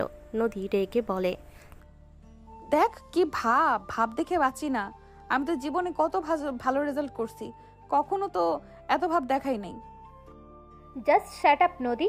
ভাই বুঝলাম না, তুই যেদিন থেকে শুনেছিস তুই মা হতে চলেছিস সেদিন থেকে যত নাটক শুরু করেছিস, ওর সাথে যা নয় তাই ব্যবহার করছিস। ভাই সেদিন তুই নেশা অবস্থায় পাগলামি করছিস। ওই ছেলে মানুষ, মেয়ে মানুষ নিজেকে সেফ দিলে কোনো ছেলে মানুষ চুপ থাকবে? সেখানে তোর নিজেও ভুল আছে। তুই একা কেন ওর উপরে দোষ চাপাস? আমি বুঝলাম না, ওর সাথে এমন ব্যবহার করছিস। কাজের লোকের সাথেও কেউ এমন করে না। তুই চামচামি করা বন্ধ করবি? তোর এত জ্বালা কেন ওকে নিয়ে? ও ছোট্ট একটা ছেলে, ও যতটা ধৈর্য ধরেছে আমি হলে কবে তোকে ছেড়ে চলে যেতাম। তোর অপেক্ষায় বসে থাকতাম নাকি? ছেলেটার মনে এমনিতেই চাপা, কষ্ট বড় করে নিয়েছে। জানোস, এত ভালো রেজাল্ট করার পরেও ওর মুখে খুশি নেই। তার কারণ জিজ্ঞাসা করলে কি বলেছে শুনবি? আমার শোনা লাগবে না, চুপ কর, বকবক করিস না। আয়ন ওয়াশরুম থেকে বের হইলে তুলি কিছু বলতে যাবে, সাথে সাথে আয়ন বের হয়ে গেল। আয়ন সোজা ওর সৎ বাবার বাড়ির সামনে গিয়ে দাঁড়ালো। আয়ন রাস্তায় দাঁড়িয়ে অপেক্ষা করতে লাগলো। এক নজর ওর মাকে দেখার জন্য অনেকক্ষণ রোদের ভিতরে দাঁড়িয়ে থাকলো। 1 ঘন্টার দিকে নদীরা ওর ফ্রেন্ডরা মিলে গাড়িতে করে যাচ্ছিল। আয়নকে দেখে গাড়ি অ্যাক্সিড করে দাঁড় করালো। ওর দিকে নজর রাখতে লাগলো। অনেকক্ষণ পর আয়নের আম্মু একটা মেয়ের হাত ধরে আসছিল, সাথে আয়নের সৎবাবু ছিল। আয়ন খুশি হয়ে সামনের দিকে এগিয়ে যেতে লাগলো। ওর সৎ বাবাকে দেখে আয়ন সাথে সাথে গাছের পিছনে দাঁড়ালো। আয়নের আম্মুর চোখে পড়লে কিছু না বলে চলে গেল। গেটের ভিতরে গেলে আয়ন বের হইল। কিছুক্ষণ পর আয়নের আম্মু বের হয়ে আসলো। আয়ন দৌড়ে গিয়ে ওর আম্মুকে জড়িয়ে ধরলো। আম্মু, আমি না গোল্ডেন A+ পাইছি। আয়নের আম্মু আয়নকে নিজের থেকে সরিয়ে দিয়ে হাতে কিছু টাকা দিয়ে বলল, এখন এখান থেকে চলে যা, এখানে আসিস না। তোর রেজাল্ট শুনে অনেক খুশি হয়েছি। আর রাকিবের কাছে আমি ফর্ম ফিল আপের টাকা দিয়ে দিমনি। এই টাকা আমার কাছে আপাতত আছে, বুঝোস তো, অনেক কষ্টে টাকাগুলো বাঁচাইছি। আয়নের আম্মু চারিদিকে তাকিয়ে দেখতে লাগলো আর আয়নের সাথে কথা বলতে লাগলো। আয়নর আম্মুর দিকে এক নজর তাকিয়ে আছে। আয়নের চোখে পানি, সেদিকে আয়নের আম্মুর কোনো খেয়াল নেই। একবার আয়নের দিকে তাকালো না। আয়ন টাকাটা ওর আম্মুর হাতে দিয়ে বলল, আম্মু, টাকা চাইতে আসি নাই, এখানে শুধু তোমাকে রেজাল্ট বলতে এসেছিলাম। আমি অনেক ভালো আছি আম্মু, তোমাকে চুরি করে টাকা গুছিয়ে আমাকে দিতে হবে না। আয়ন কথাগুলো বলে আয়নের আম্মু ওর দিকে তাকালে আয়ন ঘুরে চোখের পানি মুছতে মুছতে যেতে লাগলো। আয়নের আম্মু কিছু বলবে, তখনই ভিতর থেকে ডাক আসলে আয়নের আম্মু দৌড়ে চলে গেল। আয়নের বুকের ভেতর যেন চাপা কান্না জমে যেতে লাগলো। আয়ন নদীর গাড়ির সামনে দিয়ে গেল, খেয়াল করলো না। আয়ন সোজা নদীর পাড়ে চলে গেল। আয়ন নদীর দিকে তাকিয়ে ভাবতে লাগলো। মন চাচ্ছে নদী তোর বুকে ভেসে যাই, কিন্তু নদী জানিস আমি না বাবা হতে যাচ্ছি। জানি নদী আমার সন্তান এই দুনিয়াতে আসতে দিতে চাচ্ছে না। তোর নামের সাথে নাম মিলে যায় নদী। জানো নদী, আমার না খুব ইচ্ছে করে তোর বুকে হারিয়ে যেতে। আগে যদি তোর বুকে হারিয়ে যেতাম তাহলে আজ না তোর নামের সাথে নাম মিলে যাওয়া এক নারীর সাথে দেখা হইতো, আর না আমাদের কোনো সন্তান হইতো। আয়ান কান্না করতে লাগলো। আয়ান লাফ দিতে গিয়েও ভাবতে লাগলো, না আয়ান, এমন কিছু করিস না। তোর লাইফের মতো তোর সন্তান বাবাহারা হয়ে যাক, এইটা নিশ্চয়ই তুই চাস না। মায়ের তো অন্য জায়গায় বিয়ে করলে হয়ে যাবে, কিন্তু তোর সন্তানের কি হবে? তুই একজন ভালো বাবা হতে পারবি। আয়ান, তুই এমন ভুল করিস না। আয়ন অনেকক্ষণ নিজেকে বুঝিয়ে নিল। অনেকক্ষণ বসে থেকে রাতে আয়ন বাসায় ফিরল। আয়নকে দেখে সবাই ওর দিকে তাকিয়ে বলল, কি ব্যাপার আয়ান, কোথায় ছিলে সারাদিন? কোথাও না আপু, একটু ঘুরলাম, নিজেকে সময় দিলাম। আচ্ছা যাও, ফ্রেশ হয়ে আসো, আজ আমি তোমার পছন্দের রান্না করেছি। ধন্যবাদ আপু। আয়ন রুমে গিয়ে গোসল করে বের হইল।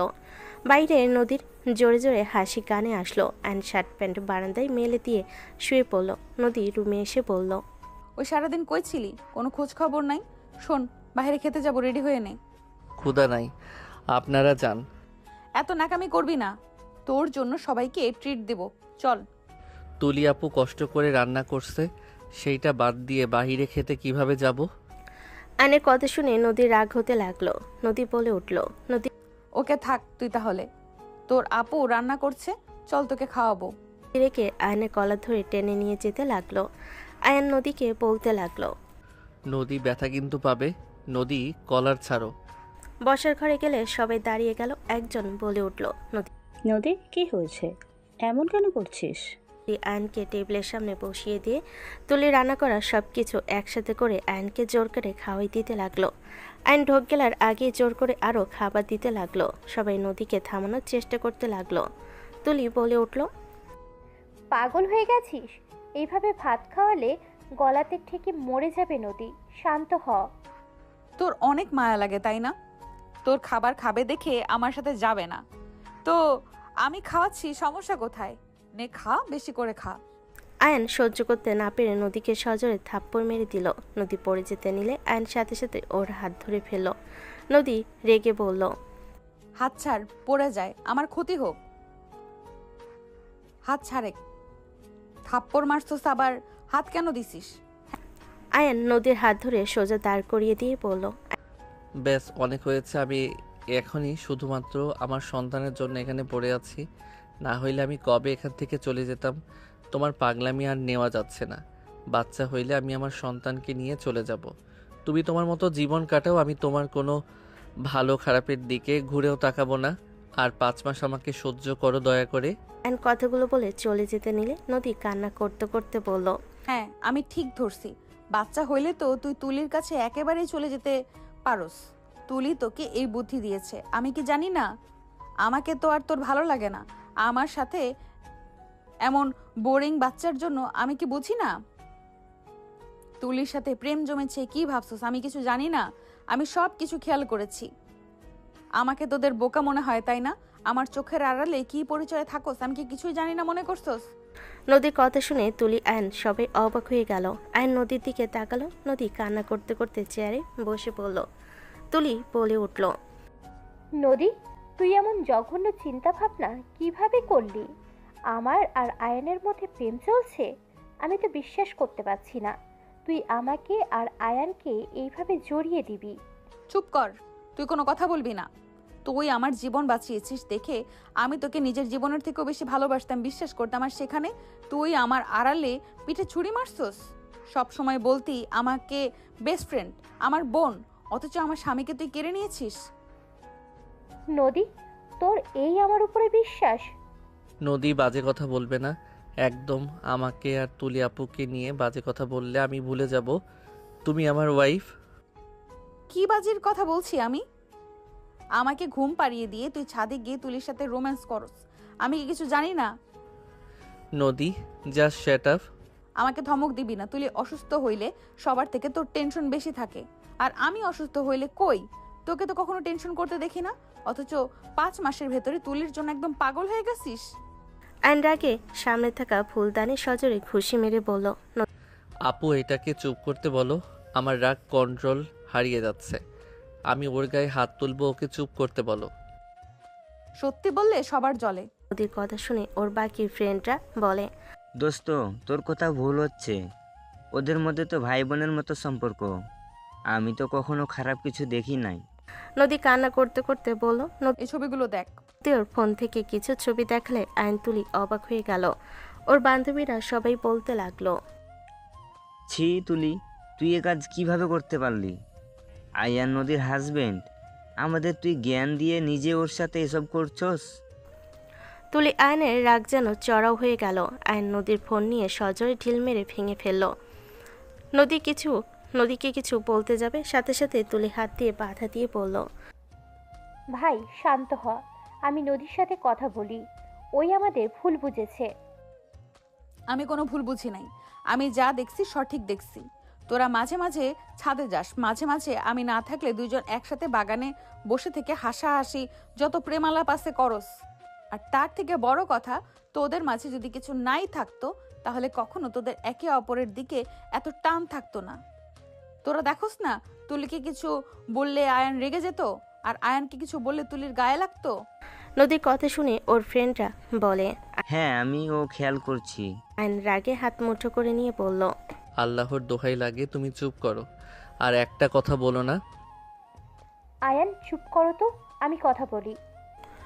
তুলি নদীর পায়ের কাছে বসে হাত ধরতে গেলে এক ঝটকায় সরিয়ে দিল। তুলি বলে উঠল, বোন, আমি তোকে নিজের বোন ভাবি, আমি তোর সংসার ভাঙবো এমন কথা কিভাবে ভাবলি? তুই যেটাই দেখেছিস সেটাই সম্পূর্ণ ভুল।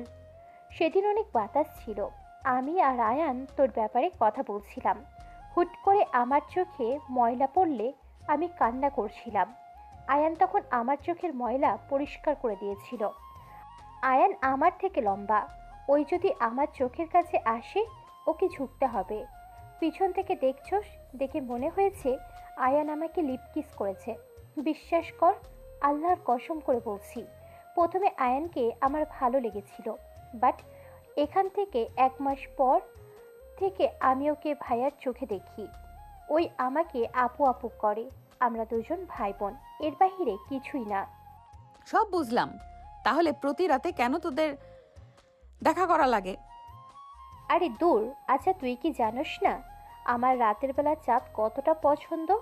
রাতের আকাশ দেখতে ভালো লাগে, তেমন আয়ানেরও ভালো লাগে। ওর সাথে আমার অনেক কিছু মিল পাইছি, তাই আমরা দুজনের সম্পর্কে যমজ ভাই বোন দিয়েছি। আল্লাহর কসম করে কখনো আমি মিথ্যা বলবো না, এটাই তুই ভালো করে জানিস। তাহলে বাগানে কি নিয়ে এত কথা বলতি? চোখের ইশারায় কেন করতি? আবার মাঝে মাঝে ওই তোর রুমে কেন যেত? আমার রুমে মাঝে মাঝে আসতো কোনো পড়ায় সমস্যা হলে, আর যতবার এসেছে আমার সাথে লামিয়া তো থাকতো, না হয় ওই থাকতো। আর বাগানের কথা বলছিস? আরে বলিস না, আমার ফোনে একটা রিলস দেখছিলাম, সেটাই নিয়ে দুজন কথা বলছিলাম আর হাসছিলাম। আর ইশারার কথা বলিস, তুই আয়ানের সাথে যেমন ব্যবহার করিস সেটাই আয়ান মুখস্থ হয়ে গেছে। উনি সবসময় আমাকে একজন বড় বোনের মতো সব কিছুতে সাহায্য করত। আর তোমার মনে এসব নোংরা চিন্তা, আর তোমার যদি ওর সাথে মিশতে সমস্যা হইতো আমাকে বলতে পারতে, আমি কখনো ওনার সাথে মিশতাম না। আমি অশান্তি পছন্দ করি না, আমি তো সবসময় তোমার কথা মতো চলার চেষ্টা করি না, বলো? নদী কান্না করতে করতে বলল, আমি কি করব? আমি কি জানতাম ওই বাদরকে আমি ভালোবেসে ফেলবো? আমার জামাই শুধু আমার সাথে কথা বলবে, আমাকে সময় দিবে, কিন্তু ওই বেশি তোর সাথে কথা বলতো। তার উপরে আবার ওই রকম দেখে আমার রাগ হচ্ছিল। দুইজন আমার প্রিয়, অথচ তারা আমাকে ঠকালো। এটা ভেবে আমি নিজেকে ঠিক রাখতে পারলাম না, আমার অনেক কষ্ট হতো। আমি কি করব? সেই জন্য আমি সবসময় চিল্লাপাল্লা করতাম। বলে ইশারায় বলল। আয়ন নদীর কাছে গিয়ে বসে, ওর হাত দুইটা ধরে বলল, নদী, আমার লাইফে 2টা মা আছে, 2টা বাবা আছে। আমি জানি এইসব কতটা কষ্টকর। আমার বাবা আমার মাকে কষ্ট দিয়েছে, তাকে ধোঁকা দিয়ে অন্য একজনকে বিয়ে করে। আমি এইসব পরিস্থিতিতে থেকেছি। আমি জানি এসব কতটা কষ্টকর। আমি ছোট থেকে নিজের কাছে প্রতিজ্ঞা করেছি আমি কখনোই আমার স্ত্রী সন্তানকে কষ্ট দিব না। আমি একজন ভালো স্বামী আর ভালো বাবা হব। বাট তুমি আমাকে ভুল বুঝে শুধু শুধু নিজেকে কষ্ট দিয়েছো আর আমাকে কষ্ট দিলে। বাচ্চাদের মতো কান্না করতে করতে তুলে আর আয়নের দিকে তাকালো। নদী ওর হাত ধরে দুইটা কান ধরে বলল, সরি, আর এমন ভুল করব না। আমি তোমাদের দুজনকে অনেক ভালোবাসি। তোমরা আমাকে ঠকালে আমি মরে যাব। বোকামে, আমি তোকে ঠকাবো ভাবলি কিভাবে? আমি তোকে ছোট থেকে চিনি। আমি তোর সুখ দুঃখে সবসময় থাকছি, আর সেখানে কি না আমি তোকে কষ্ট দেব? ঠকাবো কিভাবে ভাবলি? সরি। নদী তুলিকে জড়িয়ে ধরল।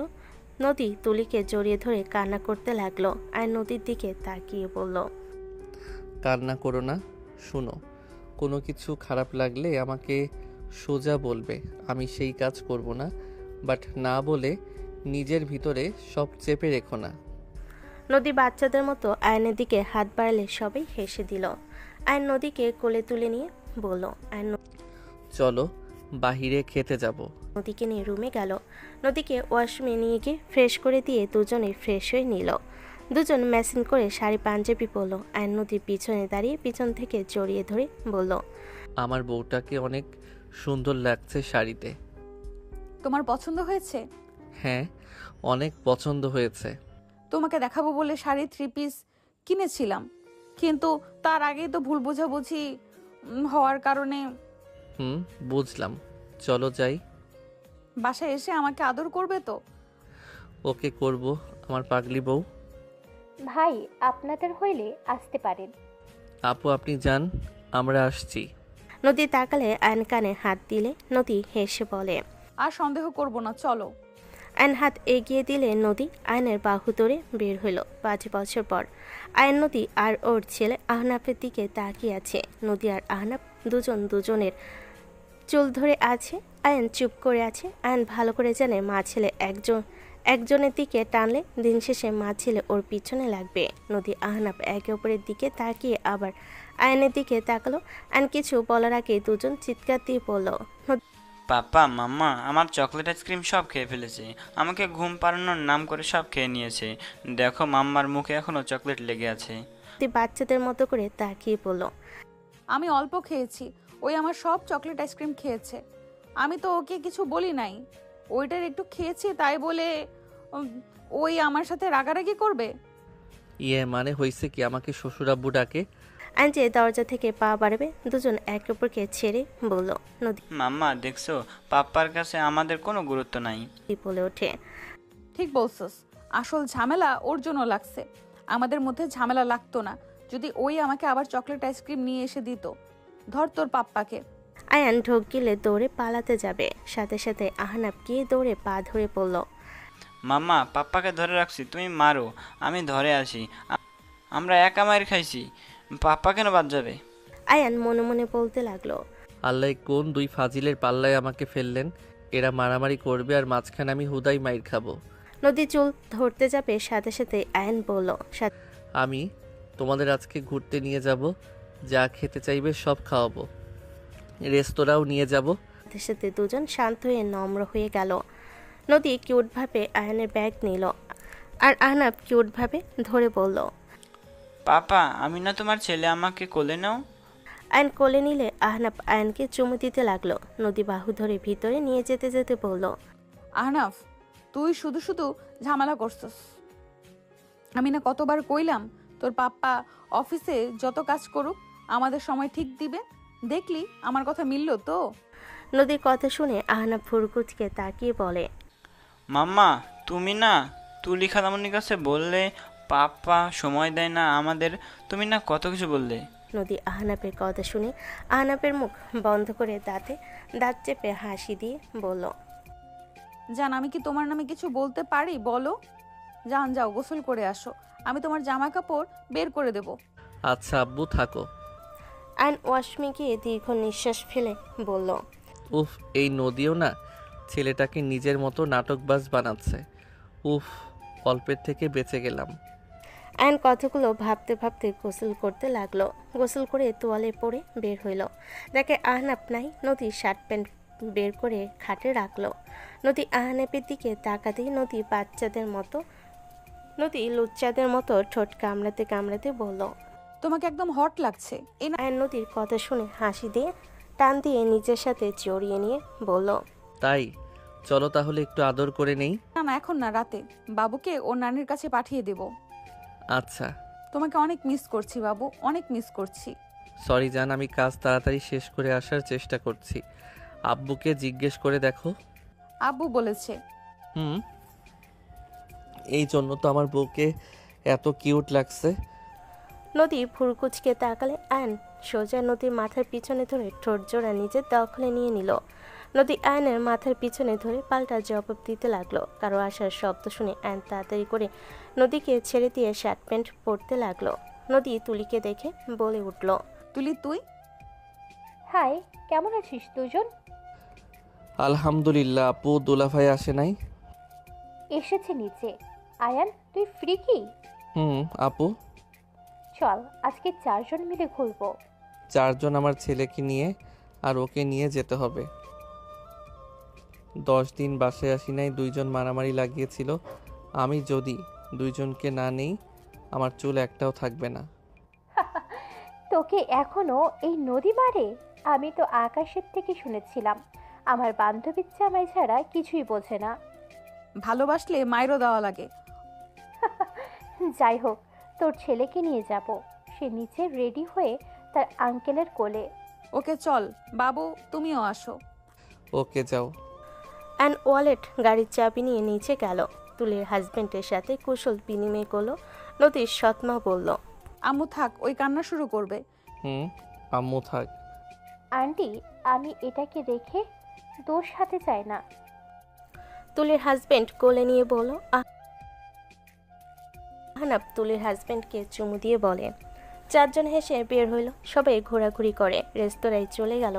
সবাই একটা টেবিলে বসে কথা বলতে লাগলো। আহনাফ ঘুমিয়ে গেলে আয়ন বুকের সাথে নিয়ে থেকে সবার সাথে কথা বলতে লাগলো আর হাসতে লাগলো। হঠাৎ করে আয়নের সামনে টেবিলের দিকে চোখ গেল। আয়নের হাসি থেমে গেল। নদী আয়নের দিকে তাকিয়ে বলল, কি হয়েছে? নদী পাশের টেবিলে তাকাতেই বলল, তোমার আম্মু। আয়নের সামনে আয়নের আম্মু ভাসুরের ছেলে এসে আয়নকে সালাম দিল। আয়ন সালামের উত্তর নিল। আয়নের সৎবাবু বলল, বাবু, ওকে সালাম কেন দিচ্ছি?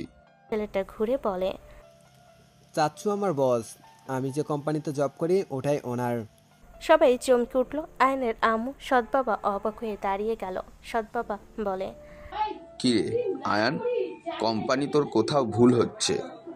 দূর চাচ্ছু, কি বলো, ভুল কেন হবে? আয়ান বলে ওঠে। যান আপনার ফ্যামিলির সাথে সময় কাটান। আয়নের থেকে অনুমতি নিয়ে ছেলেটা চলে গেল। আয়ন ওইদিকে পাত্তা না দিয়ে সবার সাথে গল্প করতে লাগলো। আয়নের আম্মুর চোখে খুশিতে চোখের পানি বের হইতে লাগলো। সবাই অবাক হইলে আয়নের সৎ আব্বু বলল, তোমার ছেলে দেখো বড়লোক হয়ে গেছে, দেখে কোনো খোঁজ খবরই নাই। সবাই অবাক হয়ে গেল। আয়নের আম্মু বলল, চুপ, কোনো কথা বলবে না। বলেছিলাম না আমার ছেলে একদিন অনেক বড় হবে। আমার দোয়া আল্লাহ কবুল করেছে। আয়নের আম্মুর কথা আয়নের কানে অল্প আসলে কিছু বলল না। নদী বলে ওঠে, তোমার আম্মুর কাছে যাব, ওনাকে এখানে নিয়ে আসি। দরকার নাই। নদী আর কিছু বলল না। এইদিকে ছেলেটা বলে, ছোট আম্মু এইসব কি বলেন? ওনার আম্মু আপনি। আয়নের সৎ বাবা বলে, হ্যাঁ, ওই আয়ান ওর বড় ছেলে। ওই পিচ্চি ছেলেটা কে? ছেলেটা কথাটা শুনে বলে, কালো শাড়ি, ওটাই ওনার ওয়াইফ। আর বুকে তার ছেলে আহনাফ আর 2 জন চিনি না। আয়নের আম্মু অবাক হয়ে বলে, কি ওইটা আমার নাতি? আয়নের আম্মু এক মুহূর্ত দেরি না করে উঠে পড়ল। আয়নের পাশে গিয়ে আহনাফকে কোলে নিতে গেলে আয়ন কিছু বলল না। নদী সালাম দিল। আয়নের আম্মু সালামের উত্তর নিয়ে বলল, আমার নাতি হয়েছে, কখনো তো বলস নাই। আমার খুশি আর কারোর সাথে ভাগ করতে ইচ্ছে করে না। দোয়া করি সুখী হ। মাশাআল্লাহ, বৌমা অনেক সুন্দর হয়েছে। আন্টি বসেন। না মা, বসতে আসি নাই। আমি তোমাদের সুখের সময় থাকার যোগ্যতা রাখি না। আমি দুঃখের সময়ও ছিলাম, সুখের সময়ও থাকবো না। শুনলাম আমার নাতির কথা, তাই মনটা আর বাধা মানল না। আয়নের আম্মু আহনাফকে মন ভরে দেখে আয়নের কোলে দিয়ে বলল, সুখী হ, ভালো থেকো বৌমা, সুখী হও। আয়নের মুখ চলে গেল। আয়নের চোখে কোনায় পানি জমে গেল। খাবার আসলে সবার সাথে স্বাভাবিক হয়ে খেতে লাগলো। আয়নের মুখ ভেজা চোখে আয়নকে দেখতে লাগলো। নদী আয়নের হাতে হাত রাখতে আয়ন হাসি মুখে বলল, আমার পাশে তোমরা থাকলে আমার আর কাউকে কোনো দরকার নাই। নদী জড়িয়ে ধরলে আয়ন ওর আম্মুর দিকে তাকিয়ে দেখে ওর আম্মু সবার সাথে খাবার খাচ্ছে। হাসি মুখে আয়ন মনে মনে ভাবতে লাগলো, মায়ের অভাব পূর্ণ করার জন্য মাকে দরকার হয়। মাকে ছাড়া সবসময় একটা জায়গা শূন্য পড়ে থাকবে সারা জীবন। সেই জায়গাটা কখনো কারো জন্য হবে না। আয়নের আম্মু আর চোখে তাকালে দেখলো আয়ন সবার সাথে হাসি খুশি কথা বলছে, খাবার খাচ্ছে। আয়নের আম্মু ভাবতে লাগলো, আজ আমার চোখ শান্তি স্থাপন করলো। আজ এই দুনিয়াতে সব থেকে খুশি কেউ থাকলে আজ আমি সেই ব্যক্তি। আমার মতো খুশি এই দুনিয়াতে কেউ নাই। আমি আমার সন্তানকে হাসতে দেখেছি, যা মা হয়ে কখনো হাসাতে পারি নাই। ধন্যবাদ মা, তোমাকে আমি চিনি না, কিন্তু দোয়া করি মা, এভাবে আমার সন্তানকে হাসি খুশিতে রেখো। আল্লাহর কাছে চাই আমার সকল সুখ যেন আল্লাহ তোমাদের দেয়। আমি একজন ব্যর্থ মা। আয়নের আম্মু কথাগুলো ভাবতে ভাবতে সবার সাথে কথা বলতে লাগলো। আয়ন হাসির মাঝে নিজের মাকে দেখতে লাগলো আর চোখে